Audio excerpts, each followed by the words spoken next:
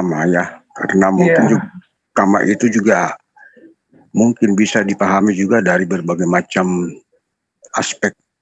Nah, kalau dalam agama berarti kan itu kita memperoleh harapan tentang keselamatan jiwa setelah selesai mengalami alam kehidupan yang sekarang ini. Oke, baik Pak. Nah, ini kan ada Bang Juma nih. Bang, Assalamualaikum Bang. Waalaikumsalam warahmatullahi wabarakatuh. Silakan lanjut Bang sama Pak Bahu Bang. Iya. Silakan dijelaskan dulu versi agama Kristen perdamaian itu berdasarkan dalil itu seperti apa gitu. Nah, itu tadi saya sudah jelaskan tentang kedamaian. Kedamaian itu kan kalau perspektif keimanan atau keagamaan. Nah, berarti kita ada harapan, suatu harapan kelak setelah kita selesai menjalani masa hidup atau penjarahan di muka bumi, tentu kita akan kembali kepada Sang Penciptanya. Nah, kalau kita kembali kepada Sang Penciptanya itu akan mengalami sesuatu, ya katakanlah bencana atau ya siksa-siksa. Nah, itu kekhawatiran, berarti tidak damai.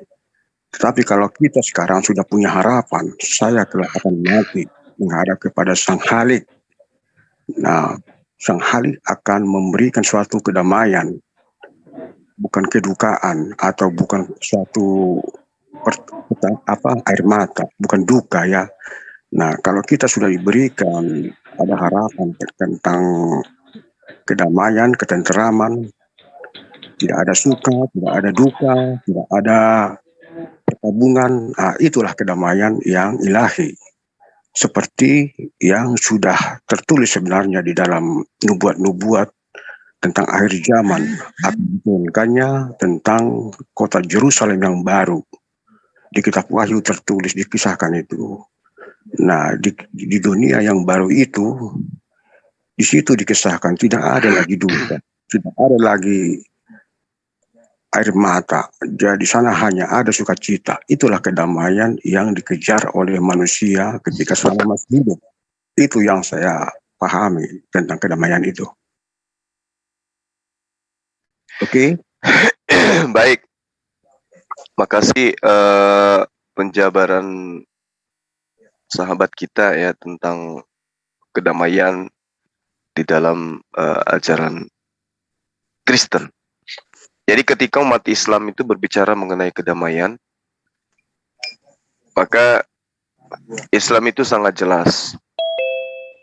Perdamaian itu dalam pengajaran agama Islam itu ada terkait dengan kedamaian atau perdamaian di dalam peperangan, perdamaian atau kedamaian antar umat beragama, kemudian perdamaian atas kesamaan derajat manusia di hadapan Tuhan.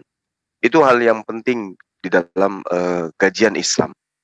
Bahwa ketika umat Islam itu berbicara mengenai kedamaian, perdamaian, maka Islamlah kedamaian itu. Kenapa Islam disebut kedamaian? Karena Islam itu adalah rahmat. Ya. Bahkan saking rahmatnya, ketika perang pun itu diatur untuk ada kedamaian. Itulah hebatnya Quran. Wa in janahu lisalmi fajna laha wa tawakkal 'alallah innahu huwas samiul alim.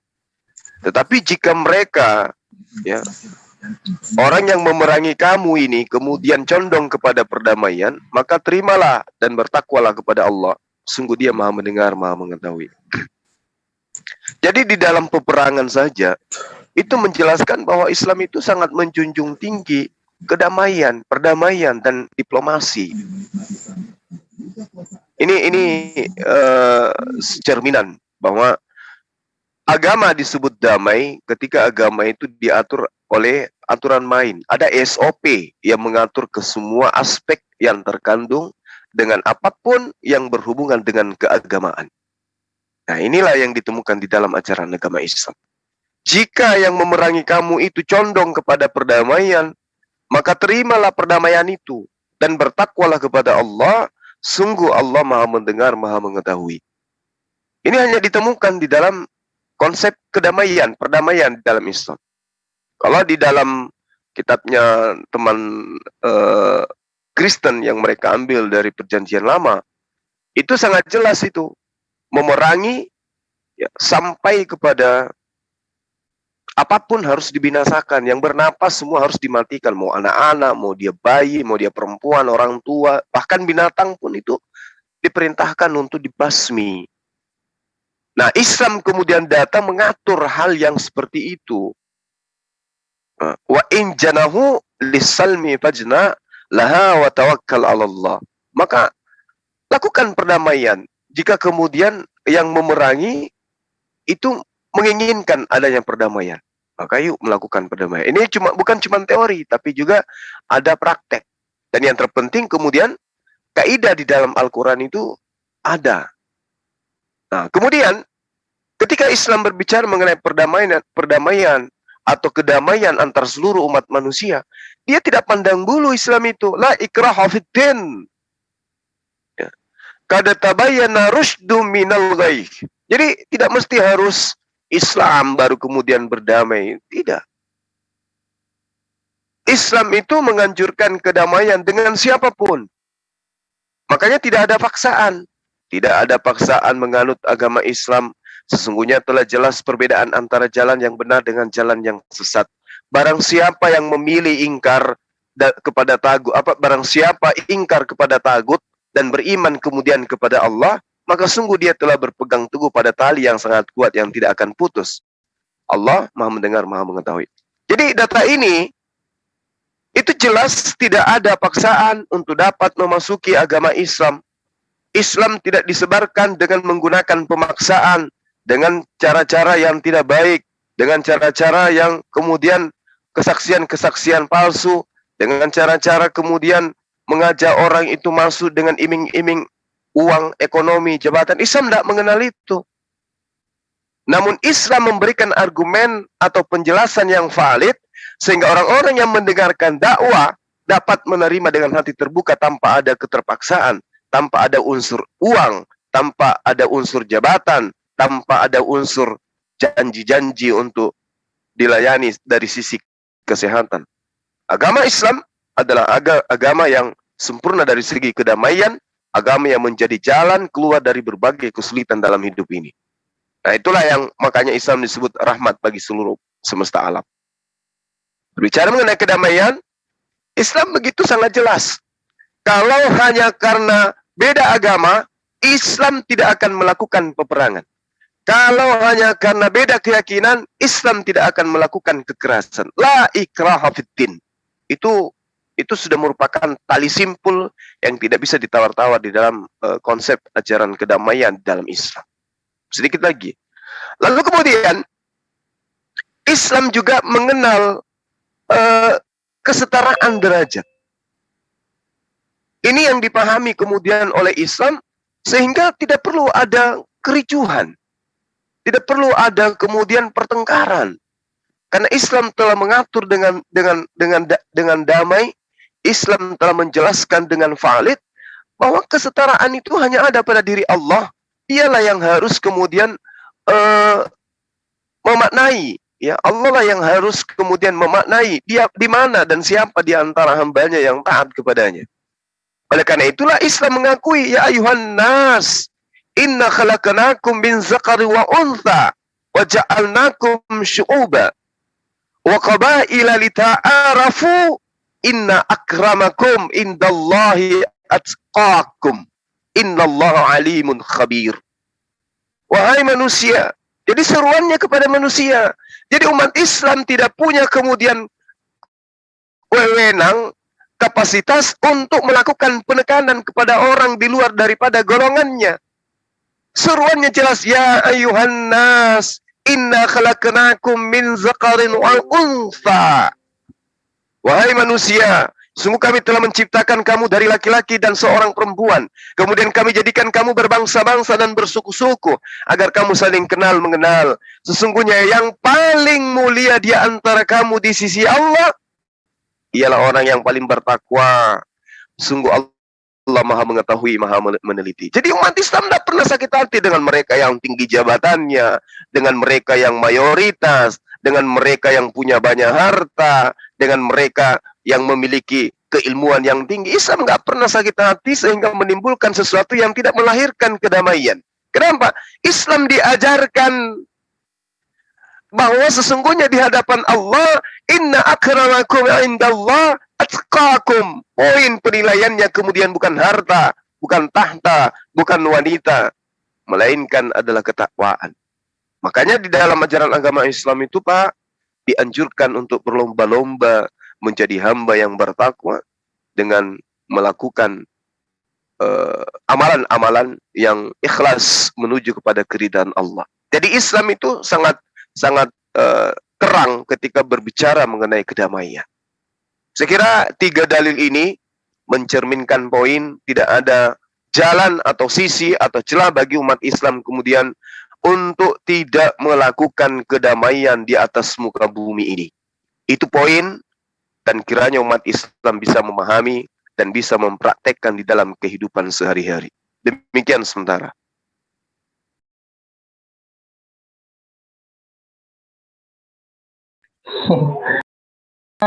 Jenai Bahu, ada Pak Lamsen juga, Pak Lamsen Jenai Bahu. Oke, silakan aja Abang. deh gantian Iya. teman kita dari Kristen untuk berdialog. Siap. Open mic. Ya. Pak Naibahu, Jenai Bahu. Pak Bahu, buka mic-nya. Pak Bahu.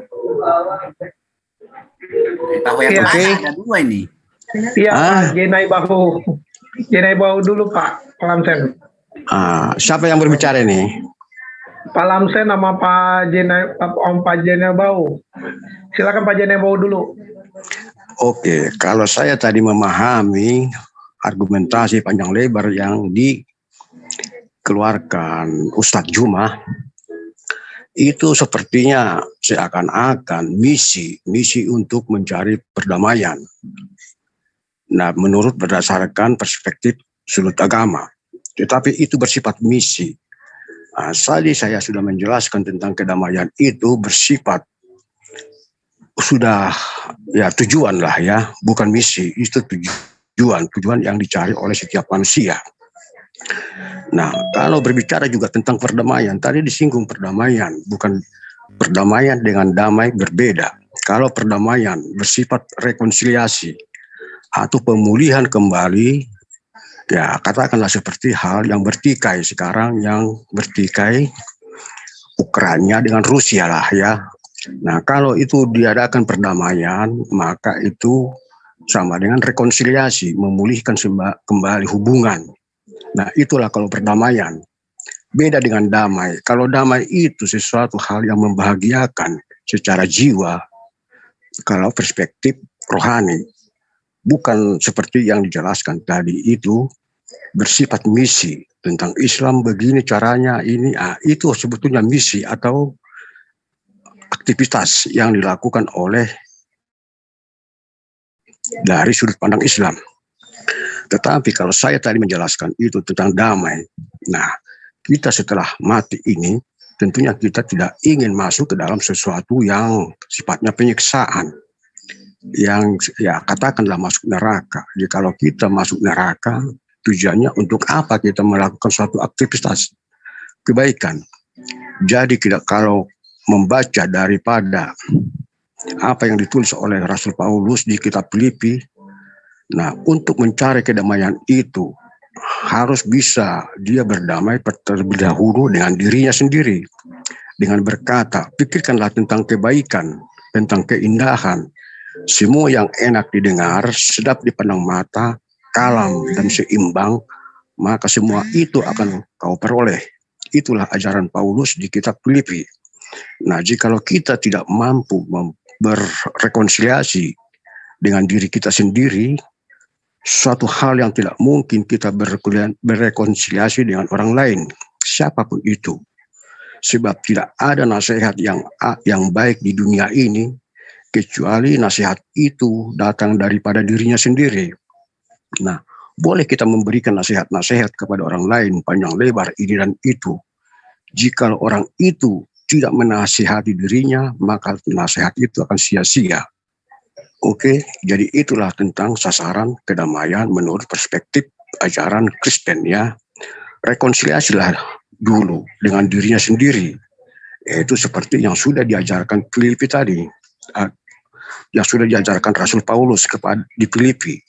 Pikirkanlah tentang kebaikan, tentang keindahan, tentang semua yang enak didengar, tentang yang sedap dipandang mata, kalam dan seimbang, semua itu akan kau peroleh. Tetapi sebaliknya, bila kita selalu berpikir tentang yang keganasan, kejahatan, maka itu akan kita lakukan. Nah, jadi pada hakikatnya rekonsiliasi, itulah mencari kedamaiannya, rekonsiliasi, terutama terhadap diri kita sendiri, lalu terhadap lingkungan sekitarnya, meluas sampai ke tingkat global. Oke? Ganti. Silakan Pak Lamsen, mungkin ada yang mau ditambahkan. Oke, terima kasih. Selamat datang Pak J. Nebaho. Ini kayaknya dari bahasanya asli ini Nebaho ini kayaknya, karena Batak juga. Saya belum pernah ketemu dengan Anda. Saya baru ketemu dengan Anda kali ini. Nebaho dia. Maaf ya. Sian Boho. Nebaho Sihan. Oh, sama. Saya Nebaho Sihan juga. Saya dari ini, dari Tanjung Bunga. Opung saya Tanjung Bunga. Oh, Pangururan ya. Pengururan ya. Oke, sampai sini aja dulu. Nanti terganggu orang lain, tidak mengerti. Kita Tarombo itu nggak ngerti orang-orang ini, ya. Nanti kita bertarombo, kasih nomor telepon saya. Kita ketemu di mana tinggal? Di mana tinggal? Saya sekarang di Jawa Timur ini. Oh, sementara. Terlalu jauh. Saya di Jawa Barat. Oke, nggak apa-apa. Kapan-kapan ketemu. Oh. Keluarga kita sama di Jawa Barat juga. Tinggal di Jakarta, Jabodetabek saya. Tuhan berkati. Oke. Assalamualaikum semuanya. Loh, saya mau ngomong sudah datang lagi si Rahma ini. Biasa kan saya nanti. Bang Lamsen lagi Allah. Udahlah, Pak Rahma dulu kalau begitu. Sudah dipotong saya ini. Enggak, silakan gantian Pak Lamsen. Oke, terima kasih. Kalau dikasih. Ada yang di mute dulu deh, yang ibu yang perempuan. Nah, itu apa nih kandungan ciri? Selamat pagi saudaraku sekalian, teman-teman Islam yang saya kasihi dan saya hormati. Saya jumpa lagi dengan Juma ini musuh bubuyutan saya ini sebetulnya ini. Iya. Tapi saya kasihi dan saya hormati. Mana Ustadz Juma ini, Brunda ini? Saya Pak hadir. Oke, terima kasih Pak Juma. Ya, kita pun musuhan tapi hatiku tetap sayang kepadamu Juma ya. Alhamdulillah. Oke, terima kasih. Silakan. Nah, saya sangat senang mendengarkan penjelasan Juma itu. Sangat baik. Itu Islam. Apa yang ngomong ini? Itu dari Bapak. Ini apa ini? Suara apa ya? Itu noise itu Bang, itu Zenai Baho itu yang noise. Itu malah kali itu. Matikan ya. Oke, terima kasih. Nyaman kalau begitu. Silakan Pak. Pak Juma. Iya. Anda masih muda, saya panggil Bapak juga lah, nggak apa-apa. Nggak apa-apa. Iya. Memang itu konsep Islam sangat bagus. Tapi ada juga yang berbeda-beda. Ini kan pendapat Pak Juma. Banyak ustadz beda pendapatnya. Saya tidak akan komentar itu. Saya salut dengan Anda. Bagus itu. Cuma yang saya agak ini sedikit tidak berterima lah. Menyinggung Alkitab saya, mengatakan bunuh semua sampai segala yang bernapas itu. Iya. Sedikit saya jelaskan ya Pak Juma ya. Silakan Pak. Alkitab saya ini adalah kitab menceritakan hal-hal ciptaan Tuhan yang tadinya bagus, rusak, diperbaiki oleh Tuhan, dan bagus kembali. Yeah. Itu inti globalnya. Jadi Tuhan menunjukkan kepada manusia melalui apa yang diinginkan oleh manusia itu adalah tidak baik. Yaitu apa? Manusia itu sangat dendam. Lalu Tuhan memberikan perintah atau undang-undang kepada Musa, ini hukum Taurat. Gigi ganti gigi. kepala ganti kepala, tangan ganti tangan. Itu Tuhan tunjukkan kepada manusia betapa berapa buruknya nanti akibatnya bagaimana. Akibatnya apa? Tidak berhenti membunuh terus-terusan, tidak henti. Kalau tenaga yang satu dengan yang lain itu sama kekuatannya, tidak akan habis-habisnya. Sementara itu di zaman Musa, kitab kasih atau undang-undang kasih itu, yaitu hukum moral itu, masih tertutup di dalam tabut perjanjian, belum keluar. Nah, setelah Tuhan menunjukkan dan betapa buruknya hukum kisos itu, baru Tuhan setelah Yesus mati menunjukkan hukum kasih itu, keluar hukum kasih itu. Jangan membalas kejahatan dengan kejahatan. Ditampar pipi kirimu, beri pipi kananmu. Betapa indahnya hukum kasih itu. Itulah konsep Alkitab, Pak Jumaya, biar Anda tahu. Jadi Tuhan itu menunjukkan bahwa keinginan manusia bertolak belakang dengan keinginan Tuhan itu sendiri. Tuhan menginginkan kasih yang murni, sedangkan manusia ingin dendam, balas membalas. Oke, saya kasih dulu keinginanmu ini. Bagaimana akibatnya? Tidak henti-hentinya perang itu. Darah mengalir terus. Apalagi sama atau imbang kekuatan itu. Kecuali kalau kekuatan tidak imbang lagi, ya sudah. Yang kuat menjadi kuat, yang lemah menjadi mati. Yang kuatlah berkuasa. Tapi kalau Yesus mengajarkan, Tuhan mengajarkan hukum kasih, ya 10 perintah Tuhan itu. Apa indahnya kedamaian itu. Itulah konsep Alkitab. Itulah misi yang dibawa Alkitab. Bukan untuk perang, tidak. Untuk kebaikan. Mempersiapkan manusia siap masuk surga. Terima kasih Pak Juma. Baik, makasih Pak Lamsen atas penjabaran yang kemudian melahirkan sebuah pemahaman ya bahwa Yesus mengajarkan ajaran kasih. Jadi kalau di dalam ajaran agama Islam tentang ajaran Yesus itu diaminkan, Pak. Diaminkan. Ajaran Yesus loh ya, itu diaminkan oleh umat Islam. Bahwa Yesus itu mengajarkan kasih, Yesus itu mengajarkan kedamaian, itu diaminkan. Nah, yang menjadi masalah kemudian ketika apa yang diaminkan umat Islam ini tidak relevan dengan fakta di lapangan dan juga data-data di dalam kitab teman-teman Kristen. Saya hanya ingin mengatakan begini. Allah pencipta langit dan bumi itu mengajarkan cuma satu ajaran. Yaitu bagaimana manusia yang ketika didatangkan kepadanya aturan main oleh Tuhan, maka manusia yang kepadanya didatangkan aturan main, mereka menjadi muslim. Apa muslim itu? Taat, tunduk terhadap aturan mainnya Tuhan.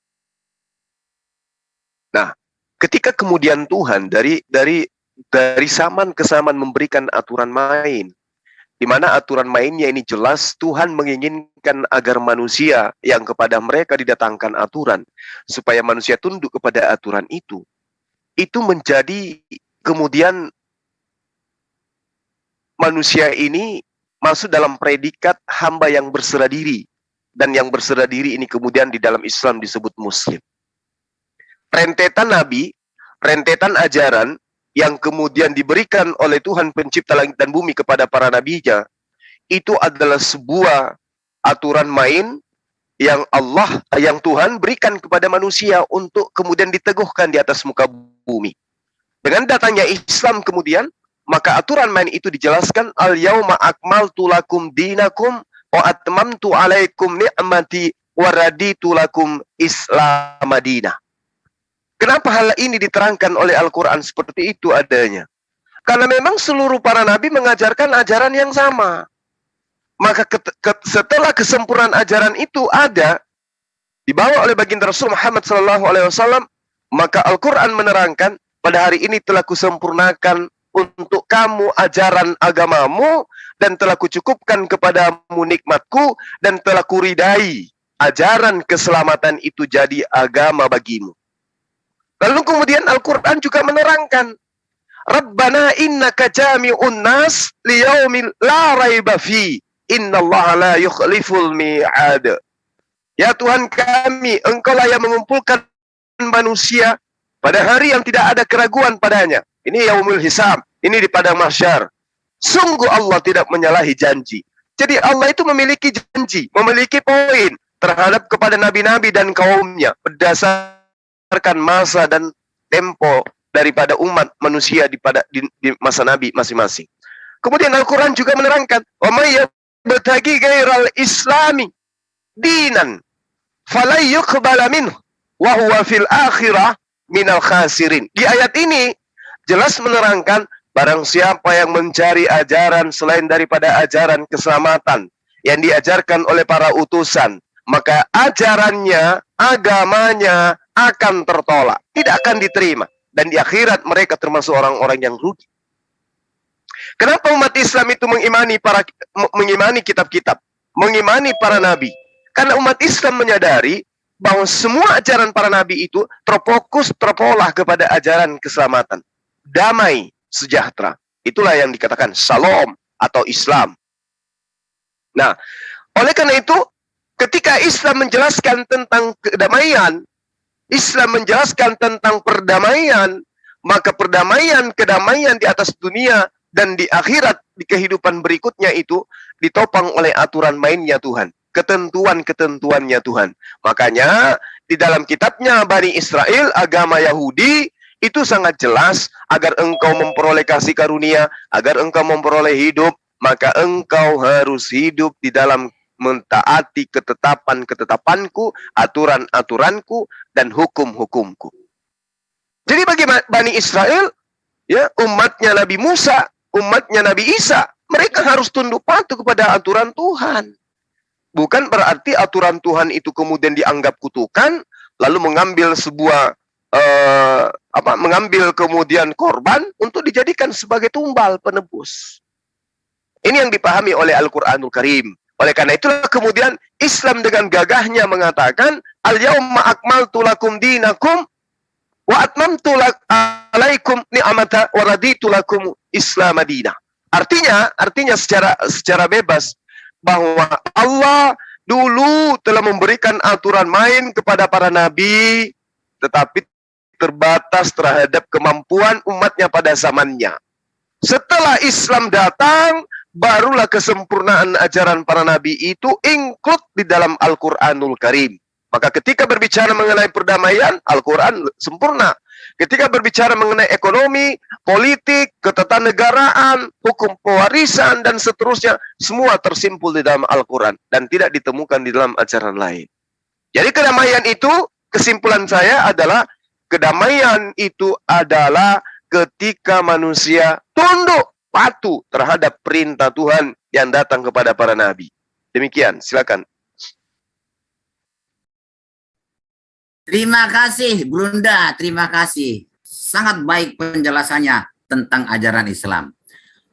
Saya selalu ingatkan kepada Brunda Zuma, tolonglah jangan disinggung-singgung ajaran Alkitab itu. Jangan disejarkan Alkitab dengan Al-Quran. Karena ajarannya berbeda. Saya perhatikan ajaran Islam itu dari Brunda barusan ini, dia itu menata kenegaraan, kepemerintahan duniawi. Ya, kedamaian di dunia ini. Sedangkan Alkitab tidak. Saya sudah katakan tadi, Alkitab ini memberitakan bahwa Tuhan menciptakan alam semesta ini tadinya baik, bagus ya, indah, damai, sentosa. Tapi rusak oleh karena dosa, lalu diperbaiki oleh Tuhan, dan setelah baik kembali seperti semula lagi. Jadi bukan masalah kepemerintahan dunia ini. Alkitab ini tidak pernah mengajarkan tentang ekonomi, apa segala macam. Bukan. Ini adalah khusus untuk moral. Mempersiapkan manusia untuk diangkat kembali ke surga, memperbaiki moral manusia itu. Dan Tuhan akan memperbaiki dunia yang rusak ini. Jadi tidak ada hubungannya Al-Quran dengan Alkitab, Pak Juma ya. Dan ini menurut penyelidikan saya, nabi-nabi di Alkitab ini walaupun namanya sama, bukanlah nabi-nabi di Al-Quran. Contoh, Nabi Musa di Alkitab bukanlah Nabi Musa di Al-Quran.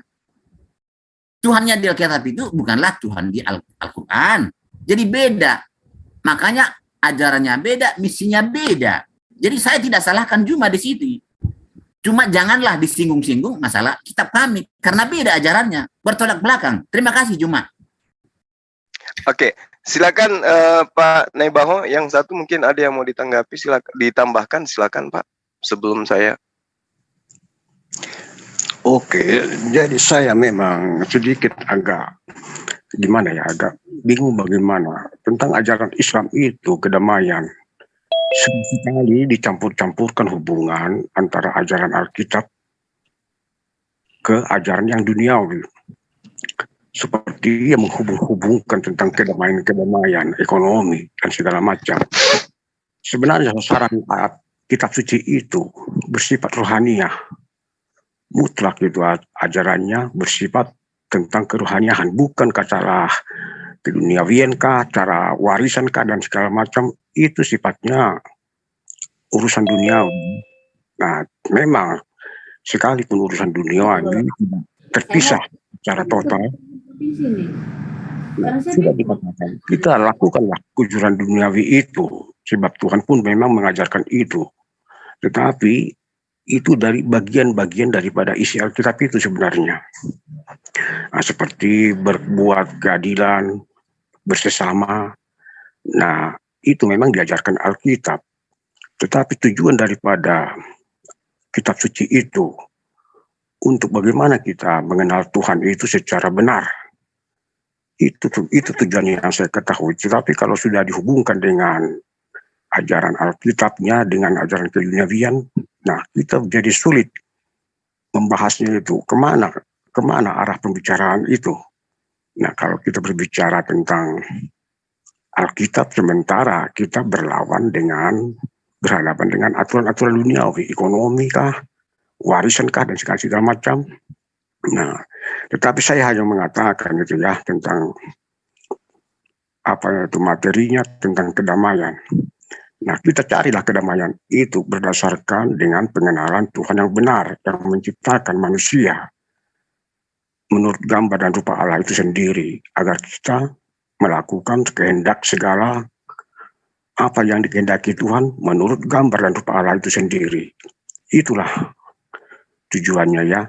Nah, untuk itulah dengan seperti tentang kedamaian itu adanya rekonsiliasi atau pemulihan kembali hubungan manusia dengan Tuhan.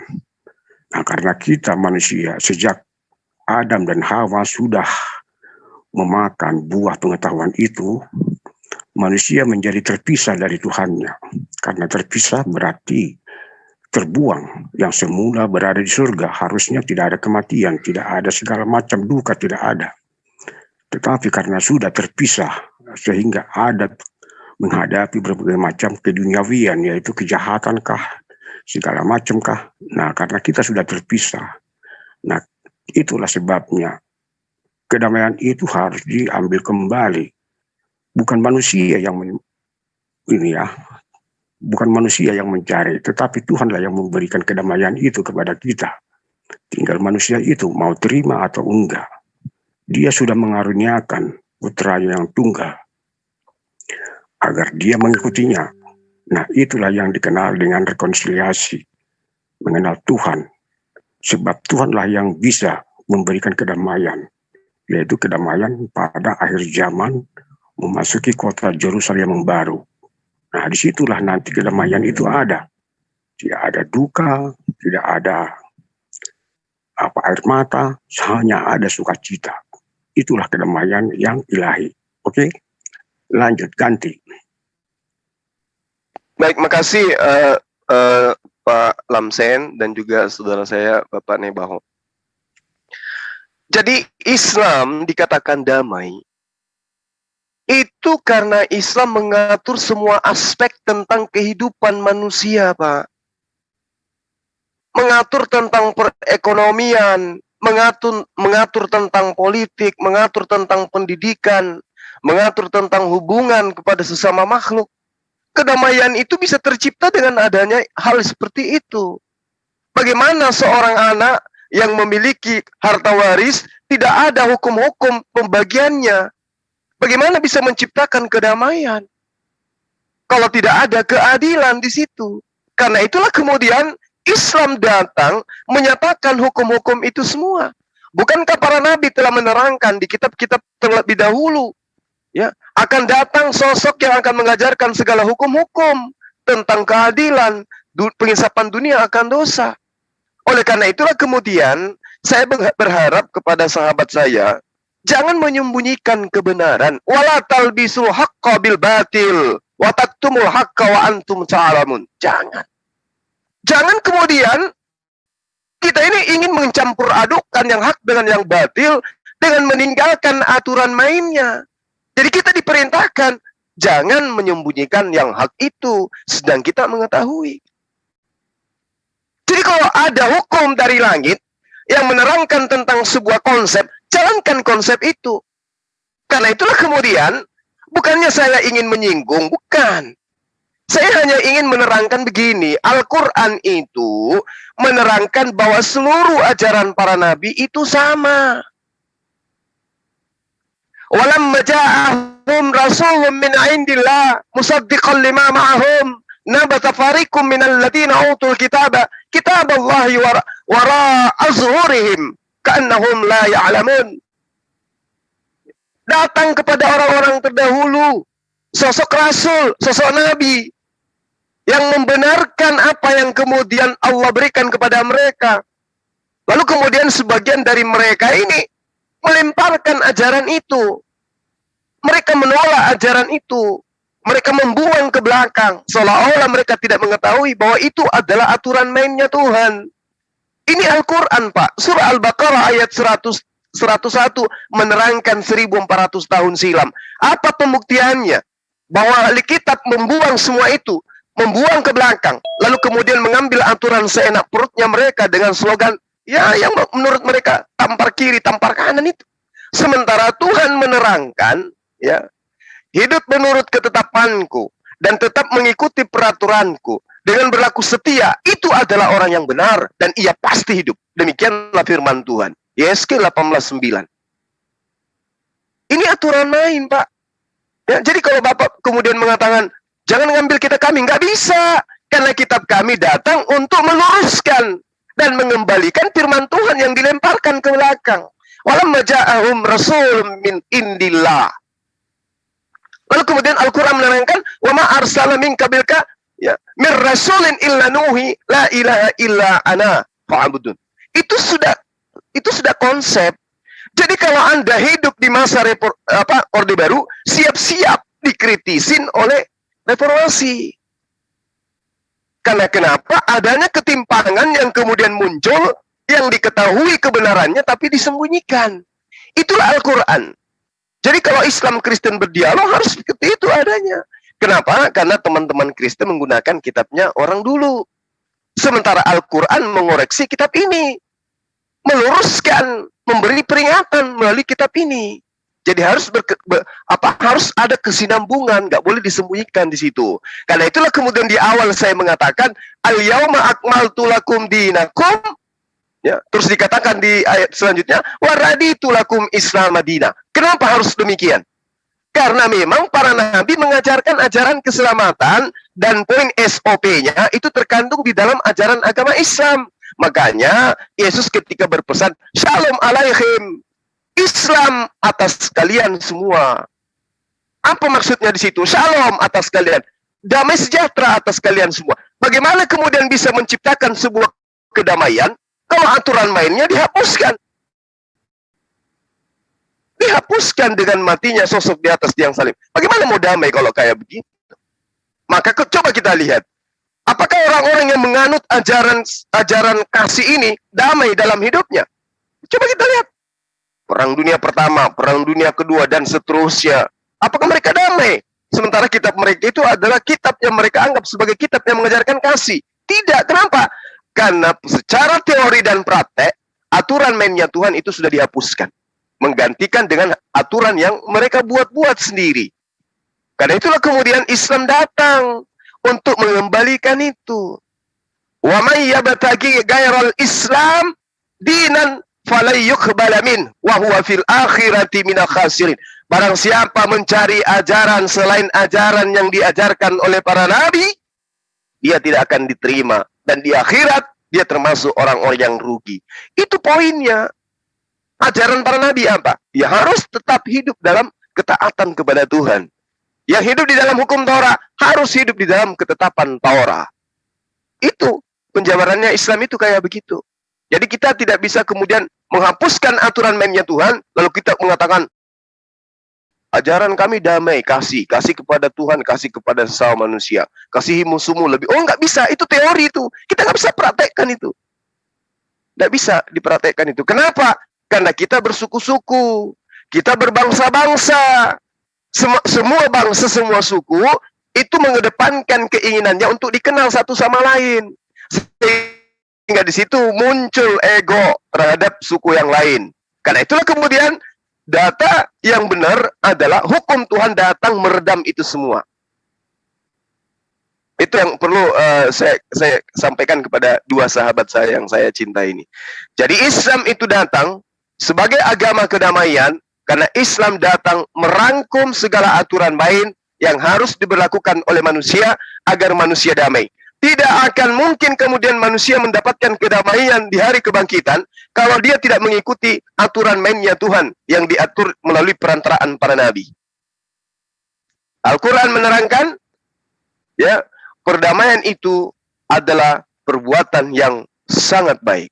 Quran surah An-Nisa ayat 128. Nah, perdamaian, damai terhadap manusia, damai terhadap pencipta, itu hanya bisa dilakukan dengan cara mengikuti aturan mainnya Tuhan. Demikian sementara, silakan.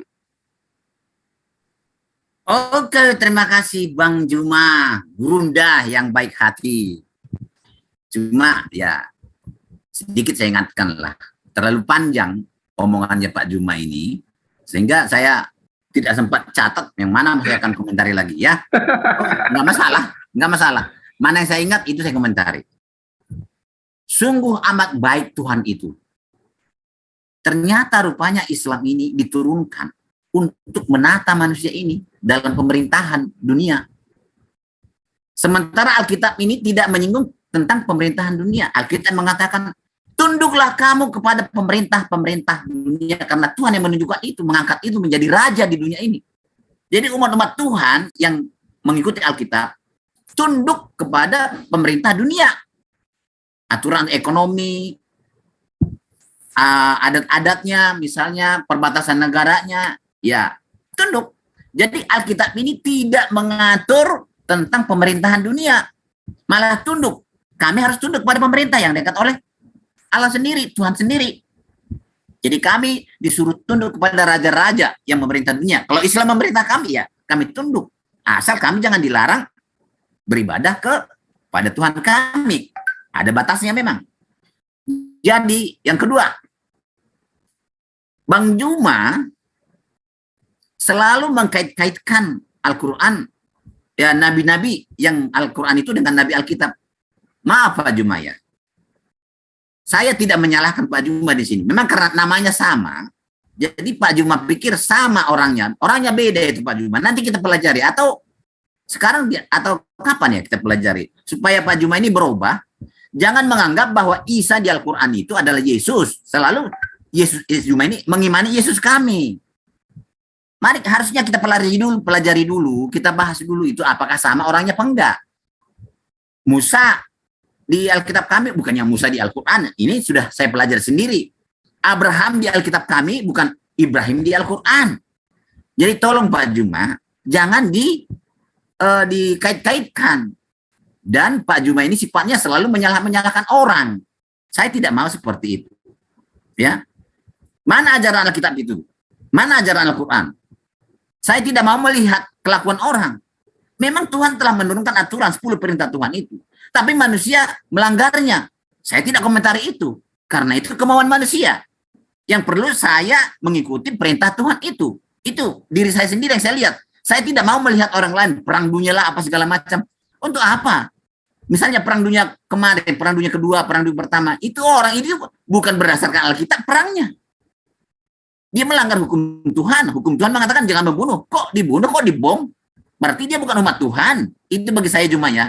Jadi manusia ini suka melanggar hukum Tuhan. Jangan ke manusia sekarang. Manusia pertama sendiri pun yang face to face ketemu dengan Tuhan itu Adam dan Hawa. Masih melanggar peraturan Tuhan. akhirnya terjadi seperti ini. Apalagi manusia sekarang ini terlalu tinggi egonya. Itu jangan kita lihat. Makanya saya harus tunduk kepada perintah Tuhan, bukan mengikuti manusia. Saya tidak peduli manusia-manusia seperti itu. Maunya ke situ ya terus sama dia. Saya tetap ikut sama Tuhan saya. Baru itu damai namanya. Kalau saya kutak-kutik orang lain, pasti marah kepada saya dibunuh. Saya singgung-singgung kelakuan orang lain, saya dibunuh. Namanya sudah nggak ada aturan lagi, ya. Jadi Tuhan telah menurunkan Islam itu untuk mengatur, menata pemerintahan dunia. Itu tidak masalah. Terima kasih. Ya kan? Tapi Islam ini atau Al-Quran itu tidak ada hubungannya dengan Alkitab kami, tidak ada hubungannya. Jadi tolonglah Brunda Juma, jangan kait-kaitan Yesus di Alkitab kami, jangan pakai dalil-dalil Alkitab, karena memang bertolak belakang, bukannya dirubah, bukan, memang itulah Alkitab kami. Dan juga ini ya Pak Juma ya, terus terang aja ya, kalau 10 saya ketemui teman-teman Islam, dialog selama ini, saya udah pengalaman ya, udah berpuluh tahun saya berdialog ini. Beda pendapat Juma, beda Donditan, beda si ini, beda semua, tidak sama. Ada yang mengakui Alkitab ini ada asli, tapi sudah dirubah, ada yang mengakui sudah hilang semua. Jadi yang mana yang benar? Karena tidak ada dasar yang tepat, tidak ada dasar yang tepat. Oleh karena itu saya katakan kepada Pak Juma, ya, jangan dihubung-hubungkan. Nabi-nabi di Alkitab ini bukan nabi-nabi Al-Quran, supaya kita damai. Ini bikin damai. Kalau kamu nyinggung-nyinggung, kamu melemparkan kitab ke belakang, kamu, nah itu kan sudah menuduh orang, itu menyakitkan tuh Pak Juma. Jadi saya tidak menyalahkan kamu, karena itu yang pengetahuan kamu. Mari kita bersama-sama menyelidikilah ajaran Alkitab itu bagaimana, ajaran Al-Quran itu bagaimana. Terima kasih Gerunda. Oke, silakan, mungkin ada sahabat Kristen lain mau menambahkan, silakan. Oke, saya tambahkan ya. Kalau namanya kitab suci, tentulah itu dasarnya untuk mengenal Tuhan. Jadi, untuk mempelajari kitab suci pun harus berdasarkan teologi ya, atau teo yang dibagi dua suku kata ya. Teo dengan logos. Atau teo itu Tuhan, logo itu ilmunya. Jadi ilmu yang mempelajari tentang Tuhan, ya itulah kitab suci. Nah, bukan mempelajari tentang ajaran Nabi, bukan memperdalam ajaran Nabi tentang kalau kitab suci itu, karena tidak ada Nabi Logos, yang ada teologi ya, kecuali ada Nabi Logia, nggak tahu begitu ya. Tetapi yang namanya kitab suci, dasarnya harus mempelajari tentang Tuhan itu berdasarkan teologi ya, atau ilmu untuk mendalami tentang Tuhan itu. Nah, jikalau Anda sudah menghubung-hubungkan dengan ajaran Nabi, begini-begini, nah Nabi itu pun sebetulnya mempelajari Tuhannya berdasarkan teologi ya. Lalu, ajaran apa yang Anda ikuti sebenarnya? Apakah ajaran Nabi atau ajaran Tuhan? Nah, kalau ajaran Alkitab, ya dasarnya teologi ya. Nabi-nabi pun juga berteologi ya. Sebab mereka itu mengajarkan Tuhan berdasarkan ilmu yang diajarkan oleh Tuhan. Jadi sangat rancu mungkin kalau Anda mengatakan ajaran para nabi, para ini, ajaran Tuhanlah yang Anda jelaskan seperti apa Tuhan itu. Itulah yang Anda perlu Anda jelaskan ya. Percuma Anda menjelaskan panjang lebar. Tetapi yang Anda bahas tentang ajaran Nabi, ajaran ini. Nah, ajaran Nabi itu sebetulnya sama dengan kita ini. Sebab dia adalah nabi, sama dengan imam. Atau yang mengajarkan tentang teologi ya. Jadi itulah perbedaannya. Jadi kalau menurut saya, ya ajarkanlah, sebarkanlah tentang ajaran Tuhan. Bukan ajaran Nabi Logia. Tetapi teologianya lah yang perlu Anda siarkan. Itu saya kira menurut jadi ketangkapan saya. Baik. Mungkin ada dari Kristen lagi. Itu Bang Juma, Gurunda. Iya. Itu ada Buti sedikit katanya mau nambahin. Silakan. Silakan Buti, biar nggak penasaran sama Gurunda. Buti, dibuka mic-nya. Ya, udah unmute. Ya, betul sekali ya. Saya mau menambahkan dari Pak Lamsen ya. Pak Juma seolah-olah Pak Juma mau memberitahukan kepada dunia bahwa pengajaran yang dibawakan oleh Nabi gitu kan adalah pengajaran untuk yang rahmatan alamin ya, dan itulah yang berasal dari Tuhan gitu kan. Tetapi itu boleh-boleh saja ya, kalau mengklaim boleh-boleh saja. Tetapi kita kan bisa melihat ya, kita bisa melihat ajaran seperti apa yang Nabi tekankan kepada umat-umatnya gitu kan. Itu justru bertentangan berbalik 1000% gitu, 1000% jumpalitan dengan pengajaran dari Yesus gitu kan, dari Yesus ya, karena Yesus apa yang Yesus ajarkan itu semua dilanggar oleh Nabi gitu kan, Nabi Muhammad. Nah lagi pula Pak Lamsen mengatakan ya jangan sama-samakan, ya betul, sama sekali tidak ada persamaan antara Isa dengan Yesus. Saya juga sebetulnya ingin menolak ya ketika dikatakan Isa itu adalah Yesus. Ya, tetapi masalahnya ketika Muslim ingin sekali menyatakan bahwa Isa itu adalah Yesus, dengan otomatis dari Muslim harus tunjukkan apa buktinya Isa itu adalah Yesus ya, karena cerita-cerita yang notabene katanya atau diklaim atau dilabelkan berasal daripada wahyu Tuhan ya, cerita sejarahnya juga tidak sama gitu kan. Ini jelas ada dua oknum yang berbeda dalam penulisan ayat-ayat di dalam kitab itu gitu kan. Ya jelas saya nggak tahu apakah Allah itu ada atau tidak, karena ketika dia mengklaim ayat-ayat dari Alkitab, klaimnya itu tidak betul gitu kan. Lalu apalagi ketika dia mengatakan bahwa dialah pelakunya dari yang pertama itu pun berbeda ya, karena secara hakikat, secara kodrati, secara sifat, secara semuanya berbeda ya. Lalu Pak Juma mengatakan bahwa tidak bisa tidak mengambil dari Alkitab gitu kan, karena itu penyempurna. Bagaimana, pertanyaan saya kepada Pak Juma, apanya yang disempurnakan ketika semua yang diajarkan oleh Yesus itu adalah ajaran yang tidak sama sekali bertentangan dengan hati nurani dan tidak ada hukum yang menentang hal itu, ya kan? Tetapi Bapak mengatakan disempurnakan dengan semua pelanggaran-pelanggaran pada hukum yang telah ditetapkan yang pertama, di mana hukum yang pertama, hukum kasih itu tidak ada hukum yang menentang hal itu. Ya, tetapi itu bertabrakan. Ini tidak mungkin dikatakan ajaran penyempurna. Lagi pula ketika dia mengatakan penyempurna, apanya yang disempurnakan ketika dalil-dalilnya, ya penggambaran tentang nabi-nabinya pun juga salah semua. Centang prenang, tidak betul, tidak benar, dan sama sekali tidak tahu sebetulnya. Tidak tahu tentang sejarah yang nyata gitu. Jadi saya menolak sekali ketika dikatakan menyempurnakan. Yang saya mau, yang saya lihat ya silahkan, kalau Anda mengimani ajaran Anda ya silahkan ya, karena Anda memang punya Tuhan sendiri. Ya jelas Tuhan kita berbeda. Ya Anda punya Tuhan sendiri, Anda punya pengajaran sendiri, di mana pengajaran Anda itu seorang nabi begitu dimuliakan, begitu dikultuskan, bahkan dari A sampai B saya dengar tadi kata Pak Lemsen dan kata Pak Juma sendiri memuliakan nabi begitu hebatnya gitu kan. Sedangkan di tempat kami tidak seperti itu. Di tempat kami bahkan penulisan daripada rasul-rasul yang menulis ya, nabi-nabi, mereka bahkan tidak menyebut nama mereka gitu loh. Karena apa? Karena kemuliaan itu hanya kepada Tuhan dan mereka hanyalah pelayan, mereka hanyalah seorang utusan. Seorang utusan sama sekali tidak bisa mengambil kemuliaan Tuhannya gitu loh. Nah, dari sini aja sudah berbeda.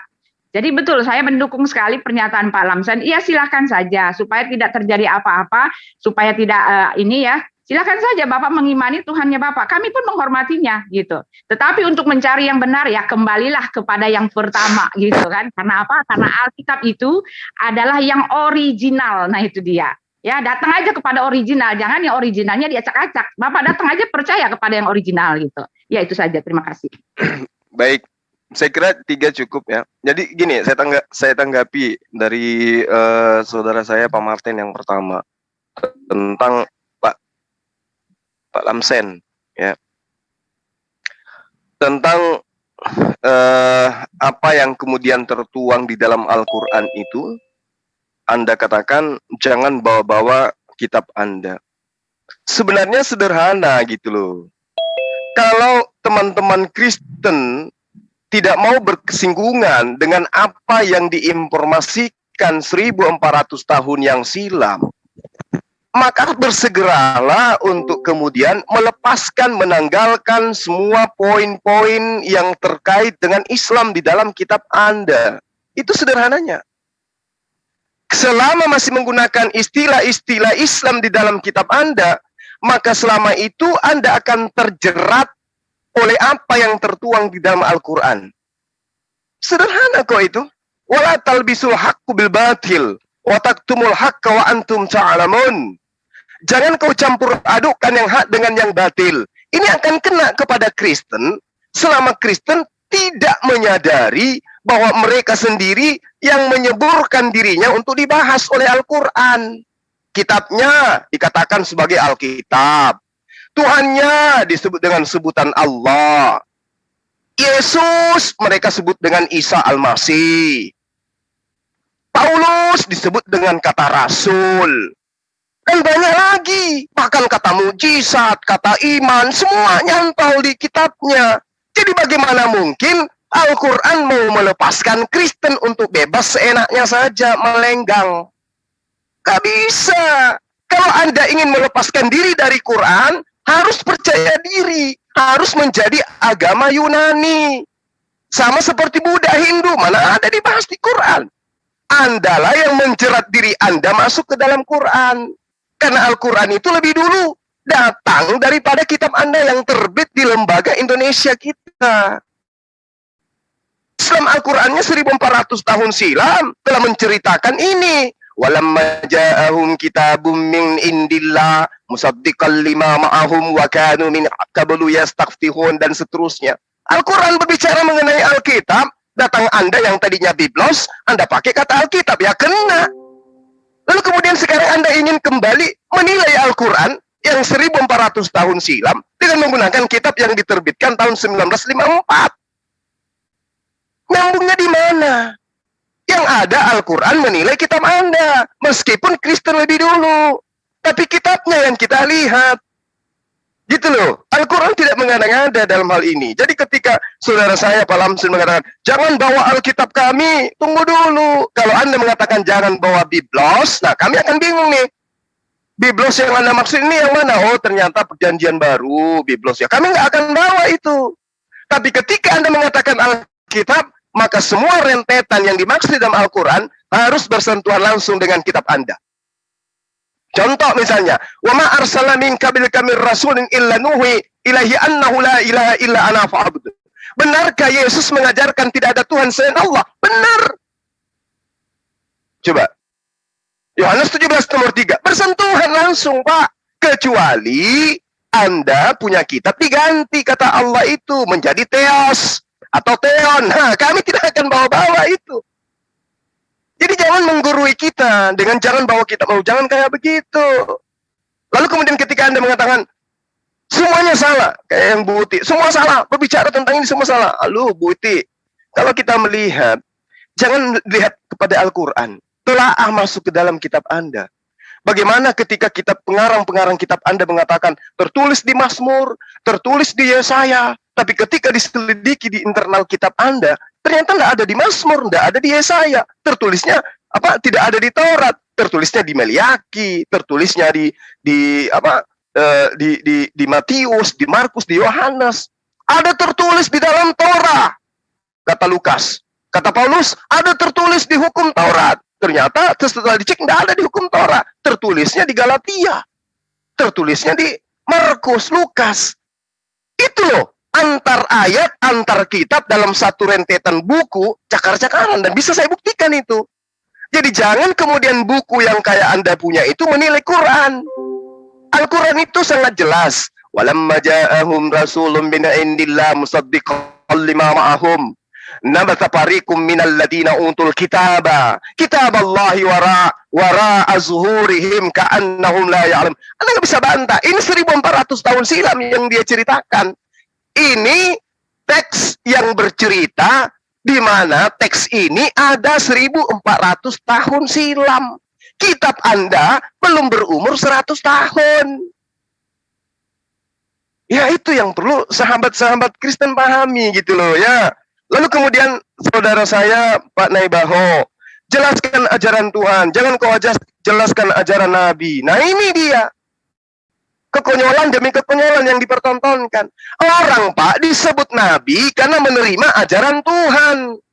Orang ini mengajarkan ajaran Tuhan, maka dia disebut Nabi. Ketika ajaran Tuhannya ini diwajibkan baginya menyampaikan kepada kaumnya, naik level dia menjadi Rasul. Jadi Nabi belum tentu Rasul, tapi Rasul sudah pasti Nabi. Makanya saya katakan, gunakan istilah ya di dalam kitab Anda sesuai dengan porsi yang sesungguhnya. Kalau Anda mengambil kata Rasul, tidak memahami makna yang sesungguhnya dari akar katanya, celaka. Anda mengatakan, ajarkan ajaran Allah, jangan ajarkan ajaran Nabi. Nah ini gimana ceritanya? Lawan kita ini, Kristen Islam, memahami tentang Tuhan itu berdasar pengajaran orang yang kita akui sebagai Nabi atau sebagai Rasul. Nah terkait dengan ajaran kedamaian, umat Islam itu diajarkan dari segala aspek. Lalu kemudian Bu Uti mengatakan, semua ajaran Yesus itu dijungkir balikkan dengan Nabi Muhammad SAW. Tunggu dulu, yang mana yang benar? Islam menjungkir balikkan ajaran Yesus atau Kristen? Islam menjunjung tinggi ajaran Yesus. La ilaha illallah, Yesus Rasulullah. Sebagai utusan Allah, Yesus tidak mengajarkan di luar daripada konsep dirinya, melainkan dia mengajarkan apa yang diterima dari Tuhannya. Itu poin, dan kami aminkan. Dia adalah Nabi, dia diberi mujizat, dia bahkan dikatakan sebagai laki-laki yang suci. Kami aminkan apa yang dijungkir balikkan. Ketika Al-Quran mengatakan, Isa mengajarkan menyembah kepada Allah. Yesus mengajarkan itu. Isa mengajarkan hikmat Injil, mengajarkan Taurat kepada Bani Israel. Yesus mengajarkan itu. Yesus mempraktekkan sujud dalam beribadah. Isa menyampaikan itu. Tapi ketika Kristen mengatakan Yesus mati terkutuk di atas tiang salib untuk menghapuskan semua ketentuan Tuhan di dalam hukum Torah, Yesus tidak pernah mengajarkan itu. Jadi siapa yang menjungkir balikan ajaran Yesus sebenarnya? Islam atau Kristen? Nah lalu kemudian ketika sahabat saya mengatakan, jangan cerita Yesus, Yesus itu bukan Isa. Tunggu dulu. Kita cari poin akar kata dulu. Benarkah Yesus itu nama yang benar? Atau yang benar itu justru Isa? Berdasarkan dengan bahasa.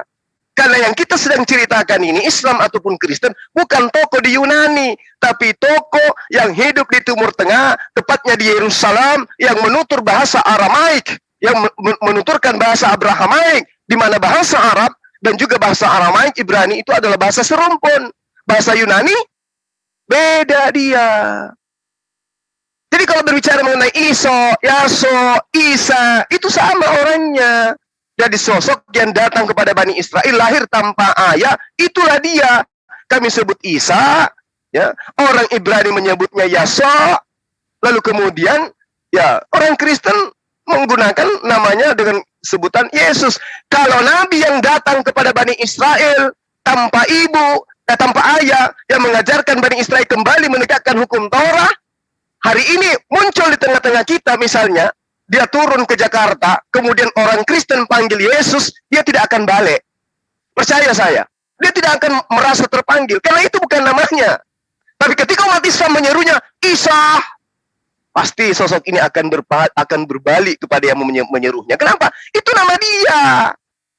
Ya, itu yang perlu sahabat-sahabat Kristen pahami. Terakhir, lalu Ibu Uti mengatakan, apakah Allah itu ada atau tidak ada? Nah inilah kalau kita menganut agama yang mengajarkan Tuhan itu materi. Seluruh para nabi, bahkan Yesus sendiri menerangkan, engkau tidak bisa melihat Bapa, suaranya pun tidak bisa kau dengarkan. Dan Allah, sang Bapa, itu maha melihat, maha mendengar. Jadi kalau kita berseru, Allahu Akbar, wahai engkau yang maha besar, wahai engkau yang maha kuasa, wahai engkau pencipta langit dan bumi, maka siapapun dia akan melihat dan mendengar. Tapi kalau yang dipanggil, wahai Yesus yang menciptakan segala sesuatu, siapa yang mau balik? Kalau bukan Yesus yang menciptakan. Tapi ketika umat Islam menyeru, ya, Wallahu alladzi la ilaha illa huwa, wahai engkau, tidak ada Tuhan selain engkau, engkau pencipta langit dan bumi, maka Tuhan yang dimaksud itu pencipta langit dan bumi akan melihat dan mendengar. Oh, hambaku lagi memanggilku. Kenapa? Karena panggilan itu diserukan kepada yang benar, kepada yang memiliki predikat itu. Tapi kalau dikatakan, wahai Roh Kudus, pencipta langit dan bumi. Wahai Yesus, pencipta langit dan bumi. Engkaulah Tuhan, dan seterusnya. Engkaulah segala-galanya, engkaulah menciptakan segala-galanya. Tuhan akan marah. Loh, kok kau panggil hambaku? Loh, kok kau panggil utusanku? Loh, kok kau panggil ciptaanku? Kenapa kau tidak panggil saya? Layaknya umat Islam menyeru. Qul huwallahu ahad. Wahai engkau yang maha satu, satu-satunya tidak Tuhan selain engkau. Alhamdulillahi rabbil alamin. Segala puji bagi engkau pencipta alam semesta. Siapa yang merasa di situ? Ya Tuhan. Mau orang Yahudi sebut Hasem, mau orang Kristen sebut Bapa, mau umat Islam sebut Allah, yang pasti yang kami sebut adalah pencipta langit dan bumi. Yang merasa tentu pencipta. Tidak mungkin yang merasa Musa. Tidak mungkin yang merasa Firaun, tidak mungkin yang merasa itu Hindu Buddha, nggak mungkin. Yang merasa dia yang disuruh. Siapa dia? Alhamdulillahi rabbil alamin. Wahai engkau pencipta alam semesta. Merasa enggak Tuhan pencipta langit dan bumi ketika disuruh begitu? Merasa. Sama ketika kita berseru, wahai Presiden Republik Indonesia. Merasa enggak Jokowi? Merasa. Merasa enggak Pak Amin Soleh? Tidak. Yang merasa cuma presiden karena dia yang diseru. Makanya umat Islam itu memiliki nama-nama suci bagi pencipta langit dan bumi. Makanya Bani Israel melarang menyebut nama Tuhan dengan sembarangan. Karena Tuhan itu memiliki nama-nama yang baik, nama-nama yang mulia. Itu yang perlu Ibu Uti saya sampaikan, bahwa Tuhan kami itu tidak materi. Harus nuzul, dikandung 9 bulan, kemudian mati dibunuh manusia di atas pohon. Itu enggak kayak begitu. Tuhan itu maha melihat, maha mendengar, dan tidak bisa manusia ini melihat Tuhan. Ya, layaknya meja tidak bisa melihat tukang bikin meja, nggak bisa. Lalu kemudian ajaran Yesus itu sudah sempurna. Sempurna bagi masanya, Pak, Bu. Sempurna bagi masanya. Karena Yesus sendiri mengatakan, masih banyak yang ingin aku ajarkan kepadamu, tapi engkau belum sanggup untuk menanggungnya saat ini. Berarti masih ada ajaran yang belum diajarkan Yesus pada masa itu. Belum sempurna. Tapi ketika ia datang, yaitu Roh penolong lain, dialah yang akan mengajarkan segala sesuatunya. Makanya, segala sesuatunya ini diajarkan tentang perekonomian, tentang politik, tentang ketatanegaraan, tentang ahli waris, tentang dan seterusnya, dan seterusnya. Itulah yang dimaksud telah disempurnakan agama itu. Al-yawma akmaltu lakum dinakum wa atmamtu alaikum ni'mati wa raditu lakum Islam madina. Itu poinnya. Semoga dipahami. Terima kasih. Silakan ditanggapi Pak, Ibu, silakan. Saya kayak terima kasih. Luar biasa memang Grunda ini. Ini Ustadz besar ini. Saya kagum, salut dengan Ustadz Zuma. Sayangnya ya Ustadz Zuma ya, janganlah kita seperti kodok di bawah tempurung. Ya, saya akan tanggapi dulu masalah Alkitab saya yang kamu salah-salahkan itu. Kalau kamu tidak mau disinggung-singgung, jangan pakai nama Allah, jangan pakai Alkitab, jangan pakai nama Isa, Yesus, atau jangan pakai Ibrahim, pokoknya segala macam itu. Pak Juma, ya, kita harus tahu sejarahnya dahulu. Allah itu, sejak kapan ada istilah Allah? Ya, sejak kapan ada itu? Mungkin Pak Juma tidak tahu. Pak Juma pikir Allah ini ada istilah Allah setelah ada Al-Quran. Ya tidak. Sebelum Al-Quran ada Pak Juma, orang Kristen di Arab sana atau di mana-mana saja sudah ada menggunakan kata Allah. Itu harus kita tahu Pak Juma. Dan sebelum Kristen ada di Arab, sudah ada istilah Allah di Arab sana. Sama dengan kami orang Batak ya. Di Batak sana sebelum ada Alkitab, sudah ada nama Debata. Yang dimaksud Debata itu adalah pencipta langit, bumi, dan segala isinya. Itu di Batak sana. Itulah sebabnya di Alkitab bahasa Batak, Pak Juma tidak menggunakan istilah Allah. Tidak. Jadi di sini Pak Juma ini masih kurang luas pemahamannya di situ, atau kurang pengetahuannya dalam hal ini. Sorry Pak Juma ya, saya bukan menyalahkan Pak Juma. Pak Juma tetap saya agung-agungkan karena memang hebat cara bicaranya, pidatonya luar biasa. Tidak ada, jarang seperti Pak Juma ini. Bisa panjang terus, non-stop. Jadi, Pak Juma itu boleh saja kami tidak menggunakan kata Allah. Memang Elohim boleh. Di apa sana, di Inggris sana tidak pakai nama Allah, Lord, God. Jadi bisa saja diganti-ganti ya. Memang itulah Alkitab kami, kitab kami. Alkitab juga boleh diganti, boleh saja, nggak masalah itu. Jadi kamu klaim itu nama milik untuk kamu, ya ambil-ambil saja. Kenapa kami gunakan kata Alkitab? Supaya dipahami kitab itu adalah lembaran-lembaran sama. Kalau dipakai nanti istilah ganti lain yang tidak bisa, tidak dikenal orang, supaya gampang dikenal orang. Kenapa di Indonesia pakai nama Allah? Karena memang di Indonesia itu dianggap bahwa orang Indonesia, Allah itu adalah pencipta langit bumi dan segala isinya. Ya tidak masalah. Bukannya mencuri dari Al-Quran, bukan Pak Juma ya, bukan mencuri. Jadi Allah itu bukan bahasa agama Islam, bukan. Itu bahasa Arab, bangsa Arab ya. Dulu belum ada agama Islam di Arab sana. Ya, belum ada. Sudah menggunakan kata Allah, orang kafir itu. Makanya ada dewa yang 360, salah satu namanya adalah Allah. Ya, kita harus tahu itu. Dan sebelum ada Kristen di Arab sana, sudah ada Allah juga. Dan itu digunakan orang Kristen dibawa orang Rasul Paulus ke tanah Arab sana. Misalnya ya, di sana dulu ada Nasrani yang siapa namanya tuh? Mana mantunya siapa itu? Si Muhammad itu sudah menggunakan kata Allah. Isa. Nama Isa juga itu Alkitab atau kitabnya orang Kristen di Arab sana menggunakan nama Isa, kata Isa. Sampai sekarang ada Isa, bukan Al-Quran yang duluan. Jadi itulah tentang itu Pak Jumaya. Jadi jangan terlalu marah dalam hal ini. Memang sama ya, teman-teman Islam yang tidak mengerti ya bisa saja mengklaim, oh itu bahasa Arab, orang Arab punya. Makanya jangan digunakan itu. Ya kitab orang-orang Batak kan nggak menggunakan itu, ya boleh Pak Juma. Terus yang terakhir ini yang saya ingat, terlalu panjang kan? Jadi masalah Yesus dan Isa yang di Al-Quran itu Juma tidak sama. Walaupun namanya sama, dari istilah nama, ya boleh saja namanya sama. Saya sudah katakan bolak-balik. Namanya sama, kalau kisahnya beda, bukan orang yang sama. Contoh saja lah ya, jelas-jelas saya. Isa di Al-Quran itu, ya bukan Isa di Alkitab kami yang orang Kristen di Arab sana, ya beda ya, itu beda. Isa yang di Al-Quran maksud saya.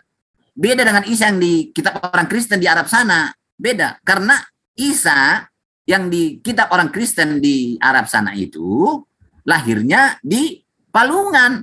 Sedangkan Isa di Al-Quran, lahirnya di pohon korma. Dan Isa yang di kitabnya orang Kristen di Arab sana, Isa itu sama-sama Isa namanya, pernah mati, tersalib, dan bangkit kembali. Sedangkan Isa yang di Al-Quran sekarang ini tidak pernah tersalib dan tidak pernah mati, dan sekarang masih hidup terus. Nah, jadi bagi saya ya, ini nggak tahu bagi Juma ya. Kalau bagi saya, beda tempat lahir, beda kisahnya, ya. Walaupun namanya sama, bagi saya itu bukan orang yang sama. Itu saja Juma yang bisa saya komentari. Walaupun masih banyak sebetulnya saya lupa. Terlalu panjang Juma kalau bicara. Saya tidak mampu menampung terlalu panjang. Mana yang saya ingat, itu aja yang saya komentari. Terima kasih. Ya, silakan sahabat yang lain. Makasih Pak Lamsen. Bapak Jenai Bahu silakan, atau Bu Uti. Pak Jenai Bahu.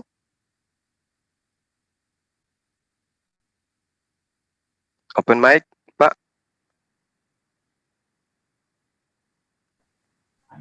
Pak Bahu. Oke, saya menanggapi perkataan Ustadz Juma. Saya dengar tadi panjang lebar tentang baik itu ketika menyoroti tentang Alkitab maupun menyoroti tentang agamanya. Saya paham sebetulnya semua yang Anda jelaskan itu. Tetapi saya hanya mau menjelaskan eksistensi Tuhan. Aduh, saya baru kerja ini tadi.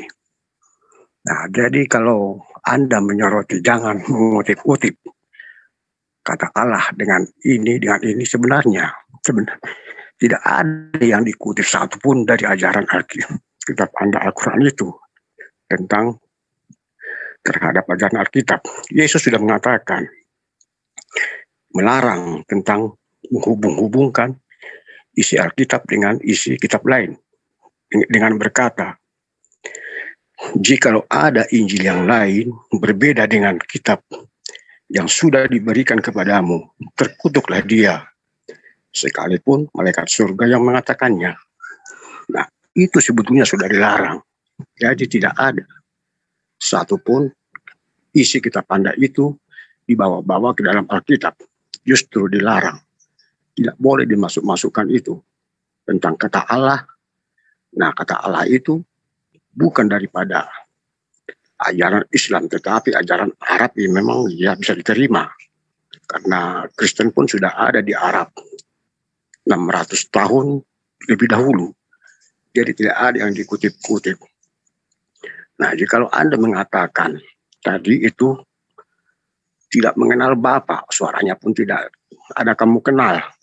Nah, memang itu ada diajarkan di dalam Alkitab ketika ya karena perdebatan Yesus dengan orang-orang ahli Taurat.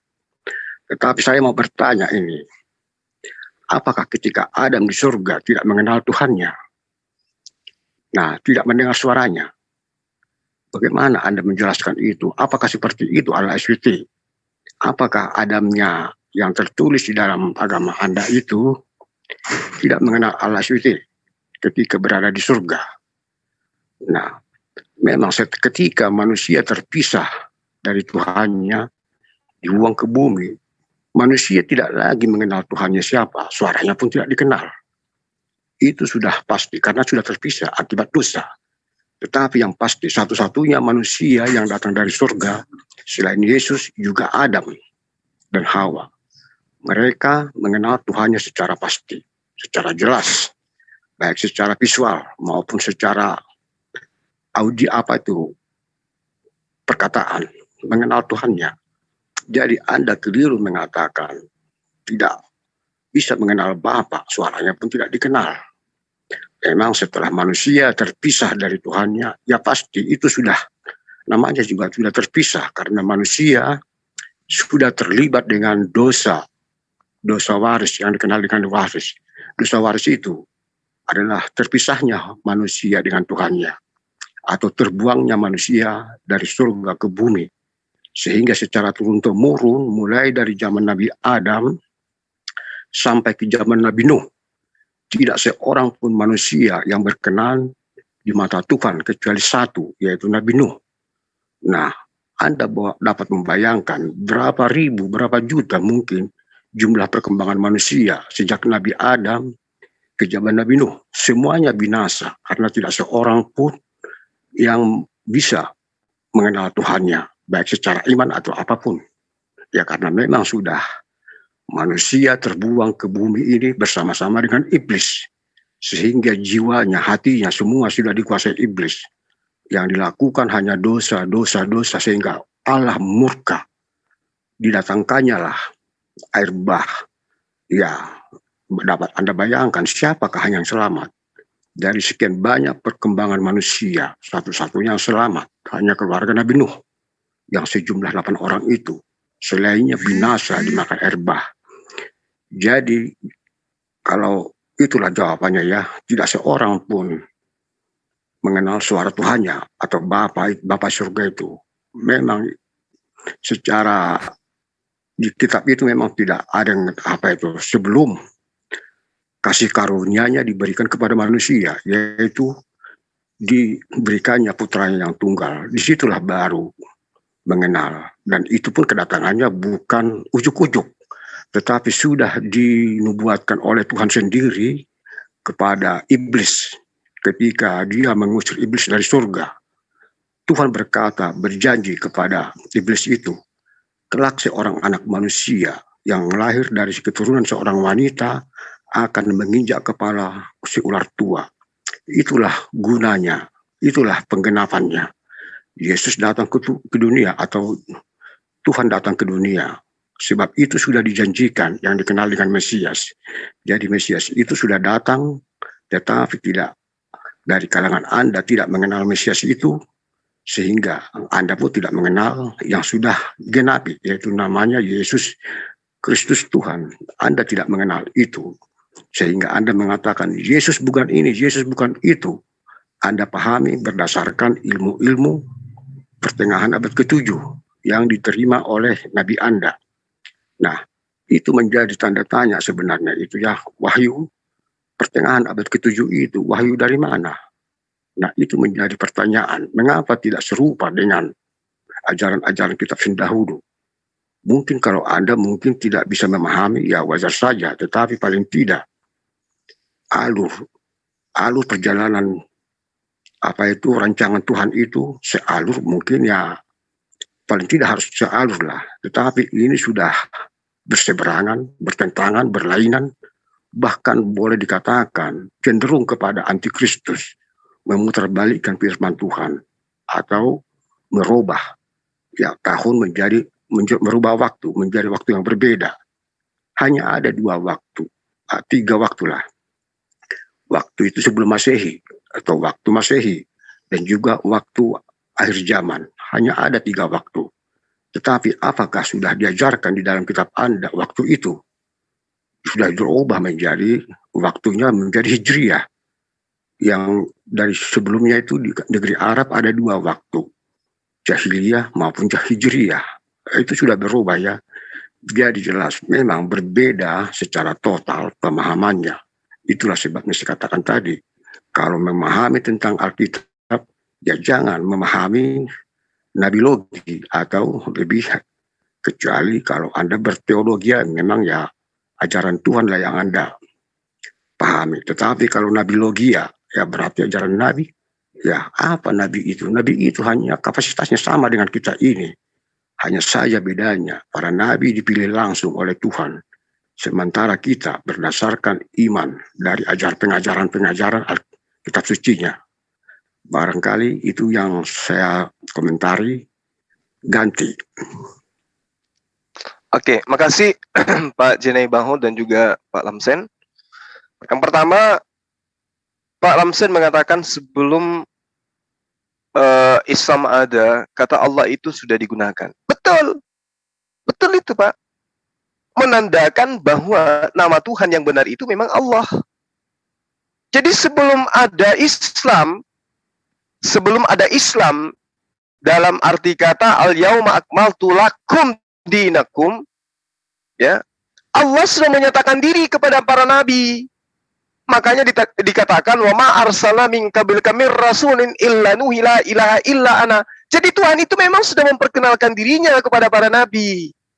Sehingga keturunan Ismail, mau dia yang jahiliyah, mau dia yang juga barbar, semuanya mengenal Tuhan dengan sebutan itu.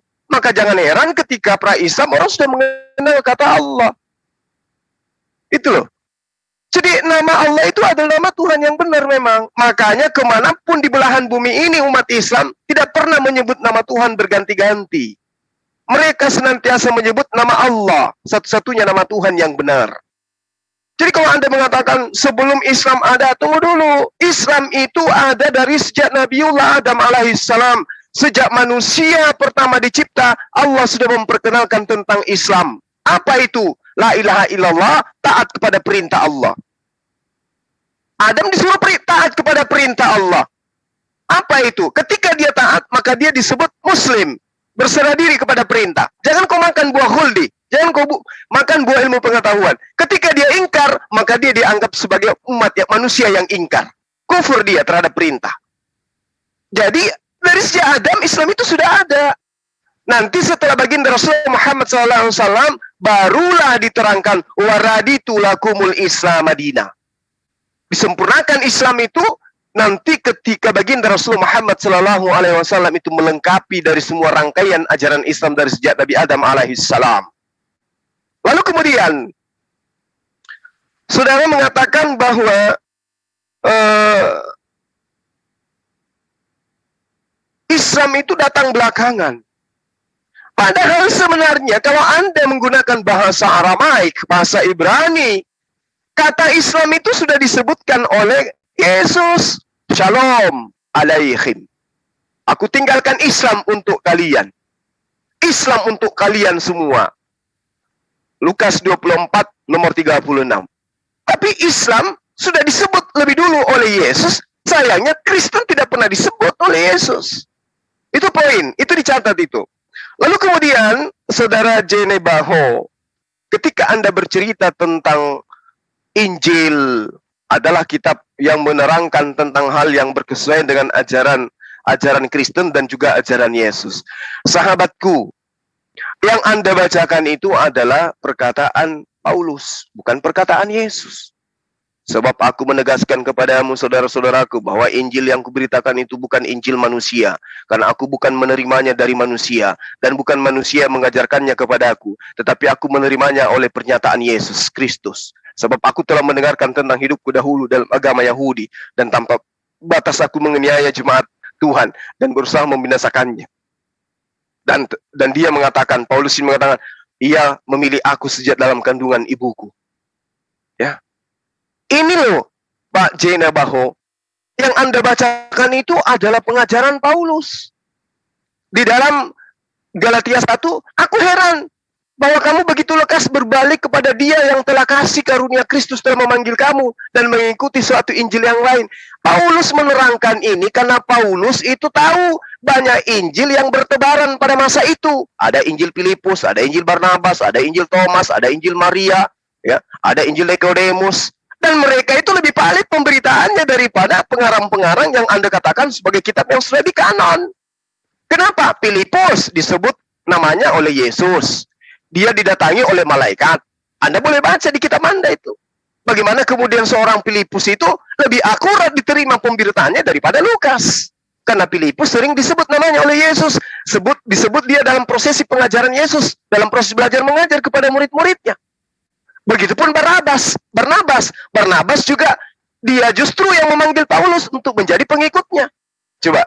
Jadi penginformasian atau data yang kemudian dari Yesus ke Filipus itu lebih akurat daripada apa yang diceritakan oleh Lukas. Karena tidak pernah bertemu langsung dengan Yesus. Kalau Filipus bertemu. Tapi pernyataannya kemudian adalah, di mana pernyataan Filipus tentang Yesus? Mana kitabnya? Mana catatannya?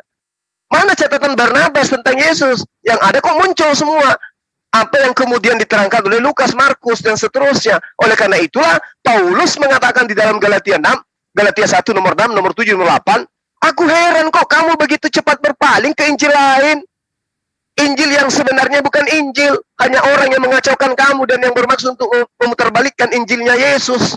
Memang Injilnya Yesus itu apa? Injilnya Yesus itu apa? Dan ketika Paulus mengatakan aku menerima bukan dari manusia, tapi dari Yesus. Kapan Yesus mengajarkan surah Roma, Galatia, Efesus? Kapan? Kapan Yesus mengajarkan itu kepada Paulus? Nggak pernah. Ya, jadi kalau saudara saya mengatakan hal yang seperti itu, saya terangkan kepada Bapak bahwa jangan pernah menilai Al-Quran dengan kitab yang Anda punya. Ya, jangan pernah nilai Al-Quran. Al-Quran bercerita, itu ceritanya, itu 1400 tahun yang lalu, Pak. Kalau ada kitab Anda yang lebih tua dari Quran, silakan Anda tunjukkan. Ada nggak kitab Anda yang lebih tua yang bisa Anda sajikan sekarang ini? Nah, kalau kemudian di Arab, Kristen menggunakan nama Allah, jauh sebelum Islam dan seterusnya, kemudian Khadijah Anda katakan sebagai Kristen, Anda harus belajar sejarah berarti. Dan Anda harus menyadari, saudara saya, Pak Lamsen juga harus mengakui bahwa kita ini bukan di Arab sekarang. Kita di Indonesia. Awalnya tadi kan Anda yang mengatakan, kenapa Anda membawa-bawa nama kitab kami? Ketika Anda berbicara Quran, Quran aja, jangan bawa kitab-kitab kami. Makanya saya katakan, selama kitab Anda ya mengikat diri, menceburkan diri ke dalam konteks Al-Quran, maka selama itu juga pasti akan dibahas. Pasti akan dibahas. Kenapa? Al-Quran membahas tentang kitab-kitab terdahulu. Lagi-lagi kitab Anda bawa dengan menggunakan kata Alkitab. Contoh nih, dalam surah Al-Baqarah ayat 146. Alladzina atainahumul kitab ya'rifunahu kama ya'rifuna abna'ahum wa inna fariqam minhum la yaktumuna al-haqqa wa hum ya'lamun. Apa yang diceritakan di sini? Alladzina atainahumul kitab, Alkitab. Nah, Bapak membawa nama kitab Anda dengan menggunakan Alkitab. Berarti mau tidak mau, Al-Quran menjelaskan tentang kitab Anda. Karena kata sandang al itu alif lam hanya milik Islam, Pak. Hanya dari Allah. Ketika alif lam ini Anda ambil untuk mendudukkan kitab Anda yang adalah Bible Perjanjian Baru, maka mau tidak mau yang dikoreksi berarti kitab Anda, karena di situ Alkitab. Innal ladzina yaktumuna ma anzalna minal bayyinati wal huda min ba'di ma bayyanahu linnas fil kitab al-kitab ulaika yal'anuhumullah wa yal'anuhumul la'inun. Al-kitab, sesungguhnya orang-orang yang menyembunyikan apa yang telah kami turunkan berupa keterangan-keterangan yang jelas dan petunjuk setelah kami menerangkannya kepada manusia dalam Alkitab. Mereka dilaknati Allah dan dilaknati oleh semua makhluk yang dapat melaknat. Ini hati-hati, Pak. Makanya Al-Quran 1400 tahun silam bercerita tentang Alkitab. Datang Bapak punya kitab, memiliki sampul Alkitab. Berarti yang diceritakan kitab Anda. Siap-siap untuk dibahas kalau begitu. Kecuali hari ini Lembaga Kitab Indonesia menggantikannya dengan biblos atau buku-buku atau kumpulan buku kanonik. Tapi selama sampulnya Alkitab, ya siap-siap dibantai oleh Al-Quran. Karena Al-Quran 1400 tahun silam. Kitab Anda baru kemarin. Gitu loh. Kalau Anda mengatakan kitab saya lebih tua, tunjukkan bukti mana. Coba, saya mau lihat. Tahun berapa kitab Anda? Oh, kami ada kitab di museum. Ya, nenekmu kiperlah kalau di museum. Ini kita berbicara zona Indonesia, Pak. Ketika kami orang Indonesia bercerita tentang Alkitab, berarti kita bercerita tentang kitab yang diwahyukan oleh Allah kepada para nabi, yang diplesetkan, yang disembunyikan, yang ditambahi, dan yang dikurangi. Nah sekarang, kalau Anda mengatakan, oh bukan kitab kami, ya coba kita periksa dulu. Jangan langsung disembunyikan kitabnya, tapi giliran bercerita tentang kebenaran nabi-nabi palsu, larinya kepada nabi kami. Itu celangannya di situ. Jadi beragama itu berbicara mengenai kedamaian, semua harus diurai. Kenapa? Agama itu mengajarkan kita untuk damai. Agama yang benar menuntun manusia untuk damai. Ajaran kedamaian tentu tersimpul dalam sebuah aturan-aturan main. Seperti yang diterangkan oleh kitab-kitab terdahulu. Ingin damai, ingin kasih, ingin tentram, ikuti ketetapan Tuhan. Ulangan 11 nomor 1. Itu jelas. Al-Quran juga menerangkan kayak begitu. Kalau ingin dunia, dengan ilmu. Ingin akhirat, dengan ilmu. Ingin keduanya, dengan ilmu. Apa ilmu itu? Apa yang diterangkan di dalam wahyu Al-Quranul Karim dan hadis sahih. Itulah ilmu. Jadi nggak bisa dipisahkan antara kedamaian itu tercapai oleh karena adanya aturan Tuhan yang kemudian didatangkan melalui pewahyuan. Dan itu tersirat dan tersimpul, terkumpul di dalam Al-Quranul Karim. Saya kira demikian, ya. Ibu Tis sudah nggak ada. Mungkin Pak Lamsen masih mau lanjut. Kalau masih mau silakan. Tapi kalau memang sudah, ini kita berhenti dulu sejenak. Nanti kita lanjut kembali. Atau ada teman muslim yang ingin melanjutkan, silakan. Iya, gimana Pak Lamsen?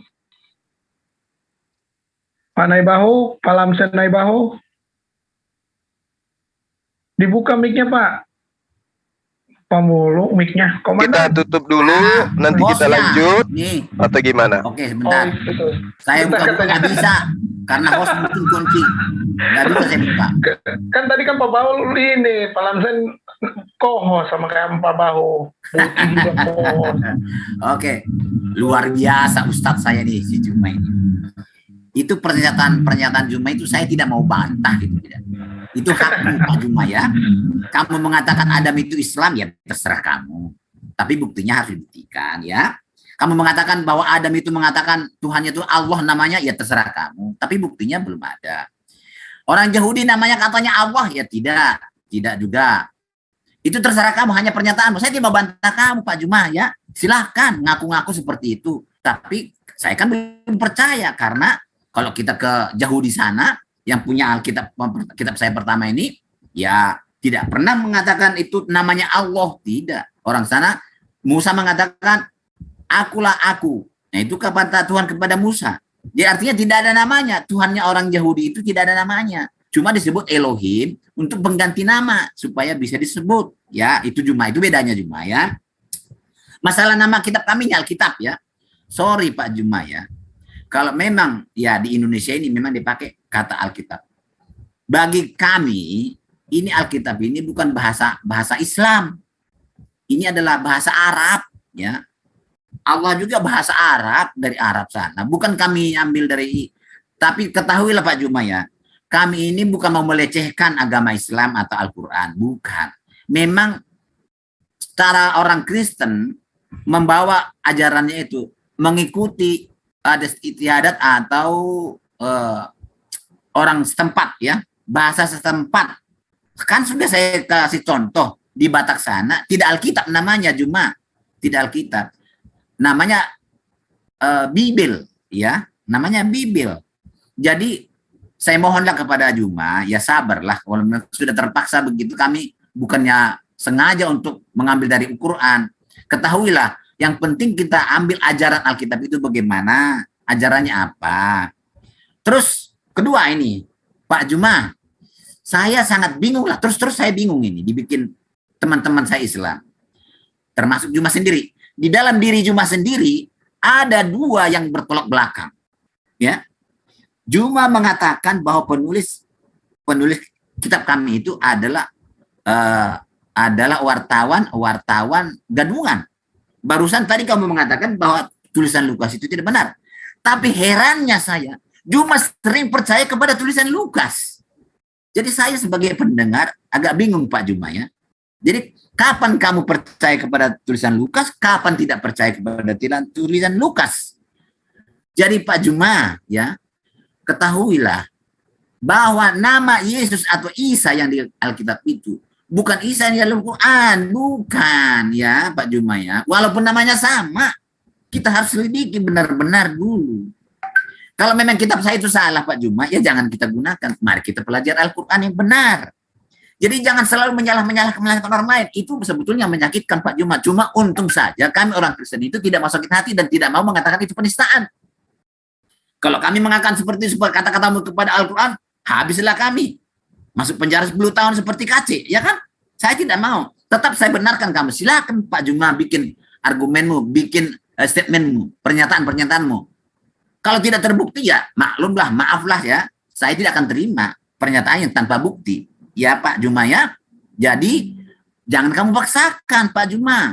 Biarlah kamu. Dan saya juga tidak bantah. Silahkan kalau memang begitu pengertianmu. Kamu bilang Musa itu Islam ya silahkan. Tapi bukan Musa yang di Biblos kami. Saya mengatakan Biblos sama kamu sekarang. Saya mau berubah kok Biblos. Jadi Musa yang di Biblos kami itu bukan Musa di Al-Quran.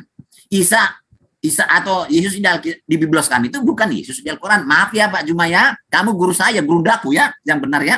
Jadi mari kita belajar saling memaklumi. Maklumilah kami dalam hal ini. Karena kami ini menggunakan bahasa Arab, bukan bahasa Islam. Jadi Yesus yang di Biblos kami itu bukanlah Islam. Karena dia tidak pernah bersahadat. Dan dia tidak pernah menyebut Muhammad. Tidak ada mengajarkan tentang Muhammad. Dan tidak pernah mengajarkan harus sholat. Harus lempar batu lempar setan pakai batu. Tidak pernah. Harus mencium batu di Ka'bah sana, tidak pernah. Di Arab sana, tidak pernah. Tidak ada ajaran seperti itu. Memang ada yang sama ajarannya dengan ajaran Isa yang di Al-Quran, mungkin ada yang sama. Tapi ada perbedaannya. Arti perbedaan itulah membuat bahwa Isa dan Yesus di Biblos kami itu tidak sama. Saya mau ikut kamu Juma, itu Biblos, saya kata nggak apa-apa Biblos, ya. Nggak masalah, isinya tetap, asal isinya tetap, ya.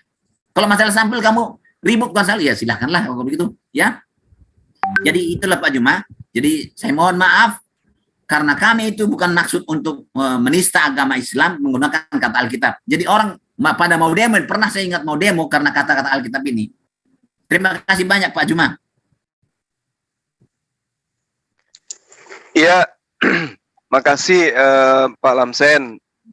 Jadi sebelum dilanjut ke Pak J. Naibaho, mungkin saya tanggapi sedikit yang tadi. Kapan Anda percaya Lukas? Kapan Anda tidak percaya Lukas? Jadi begini. Kitab saya itu adalah Al-Quranul Karim. pengukuhan di dalamnya tentang apapun itu sudah sempurna. Kalau saya kemudian menerangkan Al-Quran kepada orang-orang yang tidak berimani Al-Quran, itu namanya saya sia-sia. Ya ahlal kitabi lima takfuruna bi ayatillah wa antum tashhadun. Wahai ahli kitab, mengapa kamu mengingkari ayat-ayat Allah padahal kamu mengetahui kebenarannya? Kalau ini saya nyatakan kepada teman-teman Kristen, ya, ini sudah final di kami, bahwa ahli kitab itu mengingkari ayat-ayat Allah. Itu betul itu. Mari kita lihat secara logika. Di dalam kitab Anda, lagi-lagi kitab Anda. Ini logika loh ya, karena ini sudah final dalam Al-Quran. Oh, ahli kitab itu mengingkari firman Allah. Itu final. Wahai umat Islam, bagaimana tanggapan Anda tentang ahli kitab? Umat Islam sedunia akan mengatakan, ahli kitab itu cenderung mengingkari ayat-ayat Allah. Benarnya itu? Betul. Nah sekarang, kenapa kemudian kita mengambil kitab Anda? Karena penulis-penulis kitab Anda itu melakukan penyelidikan tentang kejadian itu. Daripada kita baca buku Tatang Sutarma, berbicara mengenai Yesus misalnya, atau orang Yahudi angkatan pertama, 1 Masehi, lebih baik kita baca kitab yang dituliskan berdasarkan penyelidikan. Mungkin di dalamnya masih ada kebenaran.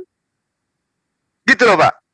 Tapi bukan kami imani sebagai kitab suci, hanya sebagai dasar pijakan untuk menjabarkan tentang apa yang kita sedang bahas. Berbicara mengenai Islam, kan sudah jelas tadi saya bacakan. Al-yauma akmaltu lakum dinakum wa raditu lakumul Islam madina. Kan sudah jelas itu. Islam adalah telah agama para nabi dan telah disempurnakan. Nah, apakah para nabi itu bisa kita tarik benang merahnya? Ada pernah mengajarkan tentang Islam? 1400 tahun silam, nah kitab-kitab sebelumnya kita tidak temukan. Tapi muncul kemudian di tengah-tengah kita teman-teman Kristen yang mengaku sebagai pengikut daripada para nabi, kitabnya mereka dari kitabnya Musa, coba kita teliti. Telah lagi apa yang ada di dalamnya. Ternyata di terjemahannya mengatakan Islam untuk kalian semua. Salam alaikum. Damai sejahtera untuk kalian semua. Apa yang salah di situ? Yang salah adalah Bapak gengsi menerima kebenaran itu. Bahwa 1400 tahun silam Yesus menerangkan, Isa alaihissalam menerangkan bahwa manusia Bani Israel harus menyembah kepada Tuhannya Yesus, Allahku dan Allahmu. Nah, kita hilang arah. Karena kenapa? Kita tidak menemukan lagi ajarannya Nabi Musa, kitabnya Nabi Musa. Kita tidak menemukan lagi kitabnya Yesus, Nabi Isa alaihissalam. Maka satu-satunya data yang bisa kita jadikan sebagai acuan untuk kemudian menjelaskan tentang apa yang ada di dalam Al-Quran, apakah ini bisa diajarkan kepada mereka yang non-Islam atau tidak, adalah kitab Anda. Kalau kami sudah final, kamu udah final. Isa itu mengajarkan la ilaha illallah. Dan dia adalah utusan Allah. Itu udah final. Apakah ada yang membuktikan itu di dalam kitab Anda? Banyak. Yesus mengaku rasul? Banyak. Rasul itu artinya utusan Allah. Ada nggak Yesus mengaku sebagai utusan Allah? Banyak. Ratusan data pengakuan Yesus sendiri dengan menggunakan tinta merah mengaku sebagai utusan Tuhan. Bahkan di dalam syahadatnya dia, Yohanes 5 nomor 36, Yesus menyatakan bahwa dia adalah Rasulullah, dia adalah utusan Allah. Jadi kurang apa lagi coba? Yang masalah sekarang ini Bapak yang gengsi menerima kebenaran itu. Lalu kemudian apa tadi? Terkait dengan yang Anda utarakan mengenai penamaan nama Allah. Lalu kemudian penamaan kitab, Anda ingin menyebut kitab Anda dengan sebutan bebas. Silakan aja Pak, silakan. Saya tidak menyalah-nyalahkan itu. Saya katakan begini, Al-Quran bercerita tentang Alkitab. Lalu kemudian sahabat mengatakan jangan bercerita tentang kitab kami. Lah, kitab kami menerangkan tentang Alkitab. Nah, kitab Anda mengatakan bukan Alkitab, tapi namanya Alkitab. Nah, sekarang Anda ingin merubahnya menjadi Biblos, tapi isinya tertulis Alkitabnya di dalam. Tertulis kata Rasulnya di dalam, kata Allahnya di dalam. Coba. Jadi percuma aja kemudian merubah sampul ketika isinya tidak dirubah. Makanya Al-Quran menerangkan begini, ya ahlal kitab lima talbisul haqqa bil batil wa taktumul haqqa wa antum ta'lamun. Hai ahli kitab, mengapa kau mencampur adukan yang hak dengan yang batil dan menyembunyikan kebenaran padahal engkau mengetahui. Kamu sudah tahu Yesus itu manusia, berdoa kepada Allah, sujud menyembah kepada Allah, mengajarkan hukum Taurat. Kamu udah tahu itu. Kamu udah tahu Yesus punya Tuhan. Dia bukan ateis, dia bukan Kristen, tapi dia praktisi Yudaism. Dia penganut Taurat yang taat. Dia menyembah kepada Allah. Kamu sudah tahu. Tapi apakah kau jabarkan dalam kehidupan keagamaanmu? Tidak. Kamu sembunyikan. Lalu kemudian yang kamu munculkan, wahai ahli kitab, adalah Yesus itu adalah Tuhan. Dia itu adalah Bapa yang datang dalam rupa manusia. Ini yang ngajarin siapa? Inilah yang diterangkan Al-Quran. Ya ahlal kitab lima talbisul haqqa. Talbisunal haqqa bil batil wa taktumul haqqa wa antum ta'lamun. Kamu tahu kebenarannya, dia itu hanya anak manusia, kamu plesetkan anak Tuhan. Kamu tahu dia mengajarkan Injil, tapi kau plesetkan lagi. Itu adalah berita gembira, keselamatan dan seterusnya. Tapi ketika Paulus pendiri agamamu mengatakan, aku heran bahwa kamu begitu lekas berbalik kepada dia yang telah dengan karunia Yesus telah memanggil kamu dan mengikuti satu Injil yang lain. Padahal Filipus itu muridnya Yesus. Dia yang mendapatkan titah. Dia yang mendapatkan perintah. Bahkan diceritakan di Kisah Para Rasul, Filipus itu didatangi oleh malaikat untuk menyampaikan firman. Tapi kenapa kemudian kitabnya dianggap sebagai kitab palsu? Lalu kitab yang sesuai dengan ajaran Romawi itu diterima sebagai pemberitaan yang benar. Nah itu, makanya ketika Bapak mengatakan, aku itu heran sama kamu semua. Kamu terima Lukas, tapi kamu juga tolak. Ya memang betul. Saya menjelaskan kitab Lukas ketika Bapak mencari data di dalam Al-Quran. Mana ada Al-Quran mengatakan Isa itu mengajarkan tentang shalom, tentang damai sejahtera. Kutunjukkan data di dalam kitab Anda. Mana ada Isa itu mengajarkan menyembahnya kepada Allah. Kutunjukkanlah kitab Yohanes. Pergilah kepada saudara-saudaraku, katakan kepada mereka, aku akan pergi kepada Bapakku dan Bapakmu, Allahku dan Allahmu. Mana ada Yesus itu menyembah kepada Allah? Kutunjukkanlah kitab Bapak. Sebagai bukti supaya Bapak bergeming, supaya Bapak itu enah. Yohanes 4 nomor 22. Aku menyembah apa yang aku kenal, kalian menyembah apa yang tidak kamu kenal. Itulah poinnya. Jadi bukan membenci, bukan melahirkan polemik, bukan kemudian mencari-cari pembenaran, tidak. Tetapi Islam itu datang bukan hanya untuk Islam. Islam datang untuk seluruh umat manusia. Makanya seruannya, ya ayuhan nas, ya ayuhan nas, ya ayuhan nas. Tidak lagi, ya Bani Israel, ya Bani Israel, ya Musa. Nggak ada lagi. Tapi, ya ayuhan nas. Seruannya kepada seluruh umat manusia. Saya kira begitu, Bang. Mungkin kita sudahi dulu. Nanti kita lanjut lagi. Yang pada poin intinya kemudian adalah dialog ini dibangun. Bentar, cuma sedikit. Oh ya, silakan. Iya. Terima kasih Pak Juma. Itulah hebatmu itu ya. Kamu bilang kadang-kadang dipercaya, kadang-kadang tidak. Tadi kamu bacakan ayat di Al-Quran. Wahai kamu ahli kitab. Berarti ada kitab dulu, itu ada kitab. Jadi Alkitab juga ada. Siapa itu kira-kira ahli kitab itu? Coba Juma. Siapa? Jawab singkat dulu ya. Jangan terlalu panjang ya. Ya, ahli kitab itu adalah Bani Israel. Lah makanya, berarti di sana juga sudah ada namanya kitabnya. Kitabnya sudah ada. Jadi kalau bisa jangan disalahkan kami menggunakan Alkitab juga. Namanya itu kitab, lembaran-lembaran susunan kitab-kitab ya, buku-buku. Jadi oke lah, masa itu. Terus kedua, ini Pak Juma. Pak Juma panjang ini apanya? Komentarnya. Pak Juma mengatakan bahwa Yesus itu adalah manusia. Kamu katakan kami yang mengajarkan itu Tuhan. Bukan. Di Alkitab sendiri bisa kita cari data-data yang mengatakan bahwa Yesus itu adalah bukan manusia. Itu bukan. Memang orang bilang dia manusia karena dia mengenakan sifat kemanusiaan. 100% sifat kemanusiaan digunakan sama dia. Maka orang banyak mengatakan dia manusia biasa. Padahal bukan. Buktinya ya dalam Alkitab ya. Buktinya dia itu bukan manusia biasa. Dia mengatakan, katanya, Dia telah memegang segala kuasa di bumi dan segala kuasa di surga. Dan malaikat pun dia punya, berlaksa-laksa malaikat dia punya. Dan dia mampu memberi hidup yang kekal. Itu tercatat di Alkitab.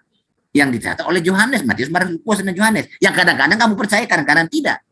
Nah, sedangkan Yesus ini, saya bolak-balik katakan, Yesus ini yang Isa yang di Alkitab kami itu, janganlah kamu ceritakan itu lagi. Kan sudah saya katakan itu beda. Bukan Isa yang di Al-Quran. Jadi kenapa si Pak Juma guru saya ini tidak mengerti, tidak paham-paham.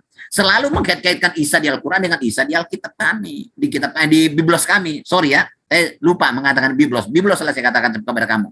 Jadi, janganlah kamu pegang-pegang ajaran Biblos kami itu. Karena kamu tidak percaya itu. Nah, kenapa saya tidak bisa masuk Islam? Karena kamu-kamu ini semua tidak pernah membuktikan kebenaran Al-Quranmu. Jadi kamu bilang kami tidak bisa mengajarkan Al-Quran kepada kamu karena kamu tidak imani. Bagaimana saya bisa mengimani? Karena saya tidak percaya, karena belum ada bukti-bukti kebenaran di sana. Saya temukan yang selalu mengobok-obok Alkitab kami. Jadi siapa yang salah? Saya atau Pak Juma yang salah di dalam hal ini? Cobalah Pak Juma tunjukkan inilah kebenaran Al-Quran itu buktinya ini buktinya. Tentu saya akan tinggalkan Alkitab saya. Saya akan bersahadat. Cuma caranya seperti itu. Kalau kitab saya diobok-obok terus, padahal kamu percaya dan tidak percaya, kamu kata-kata mungkin ada mungkin. Saya tidak mau kata-kata mungkin. Jadi saya yang pasti, Pak Juma, ya. Jadi terima kasih banyak Pak Juma ya. Kalau boleh, kalau kita diskusi lain kali, jangan lagi obok-obok atau buka di kitab Yohanes, kitab Matius, Markus, Lukas. Karena kamu sudah jelas mengatakan bahwa kitab dulu itu sudah hilang. Ini bukan kitab Injil yang diberikan oleh Allah kepada Yesus. Ketahuilah tuh Pak Juma. Kalau menurut ikut kamu, harusnya ditinggalkan. Tunjukkan kebenaran Al-Quran, membuktikan kebenaran Al-Quranmu. Itu yang penting, supaya saya bisa bersahadat dan ketemu kita di masjid bersama-sama, Pak Juma. Terima kasih. Baik, Pak Lamsen, sedikit lagi ya, Pak. Saya sikapi yang terakhir. Jadi kalau Bapak mengatakan bahwa ahli kitab, Anda iakan bahwa itu adalah noise.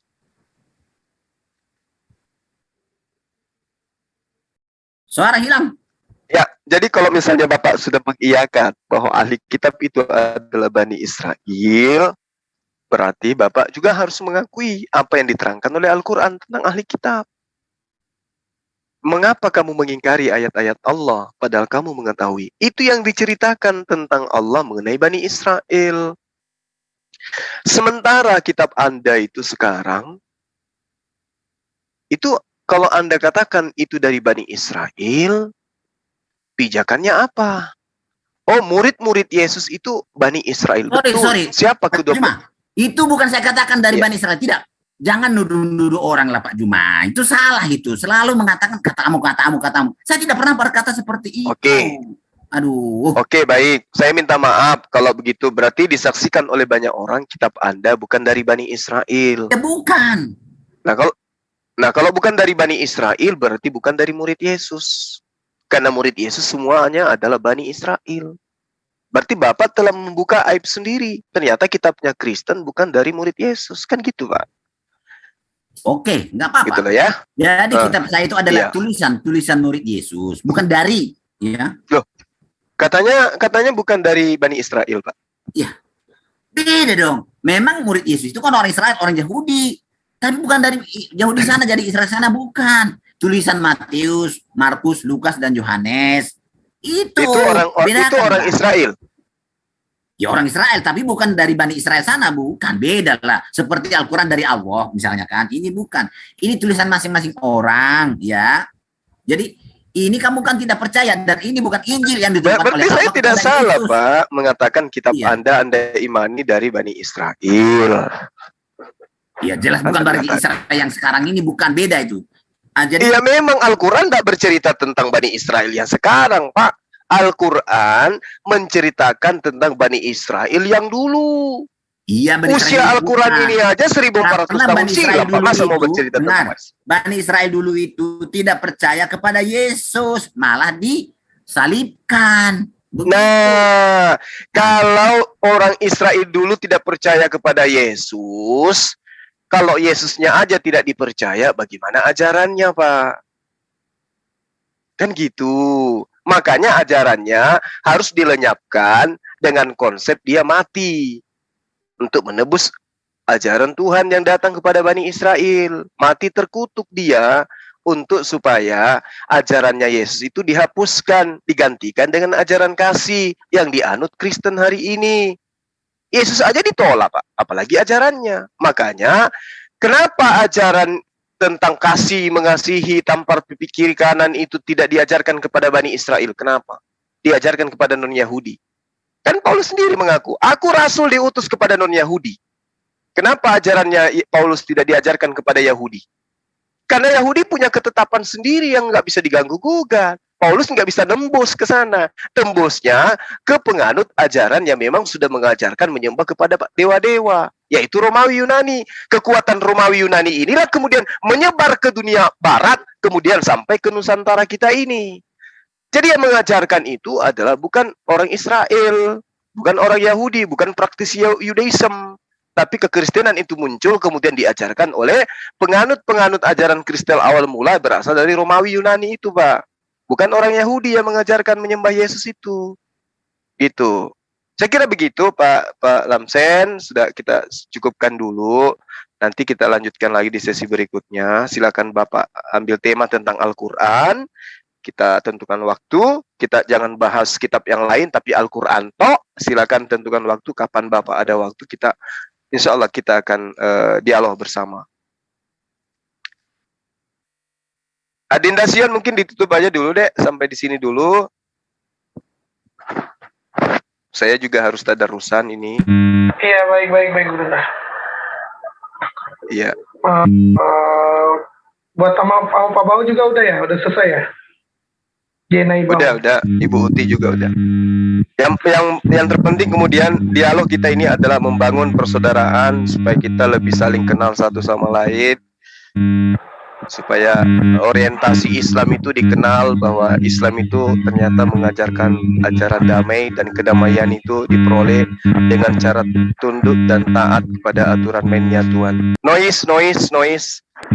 Saya kira begitu para sahabat. Terima kasih Pak Lamsen Albaho, Pak Jenai Baho dan juga Ibu Uti.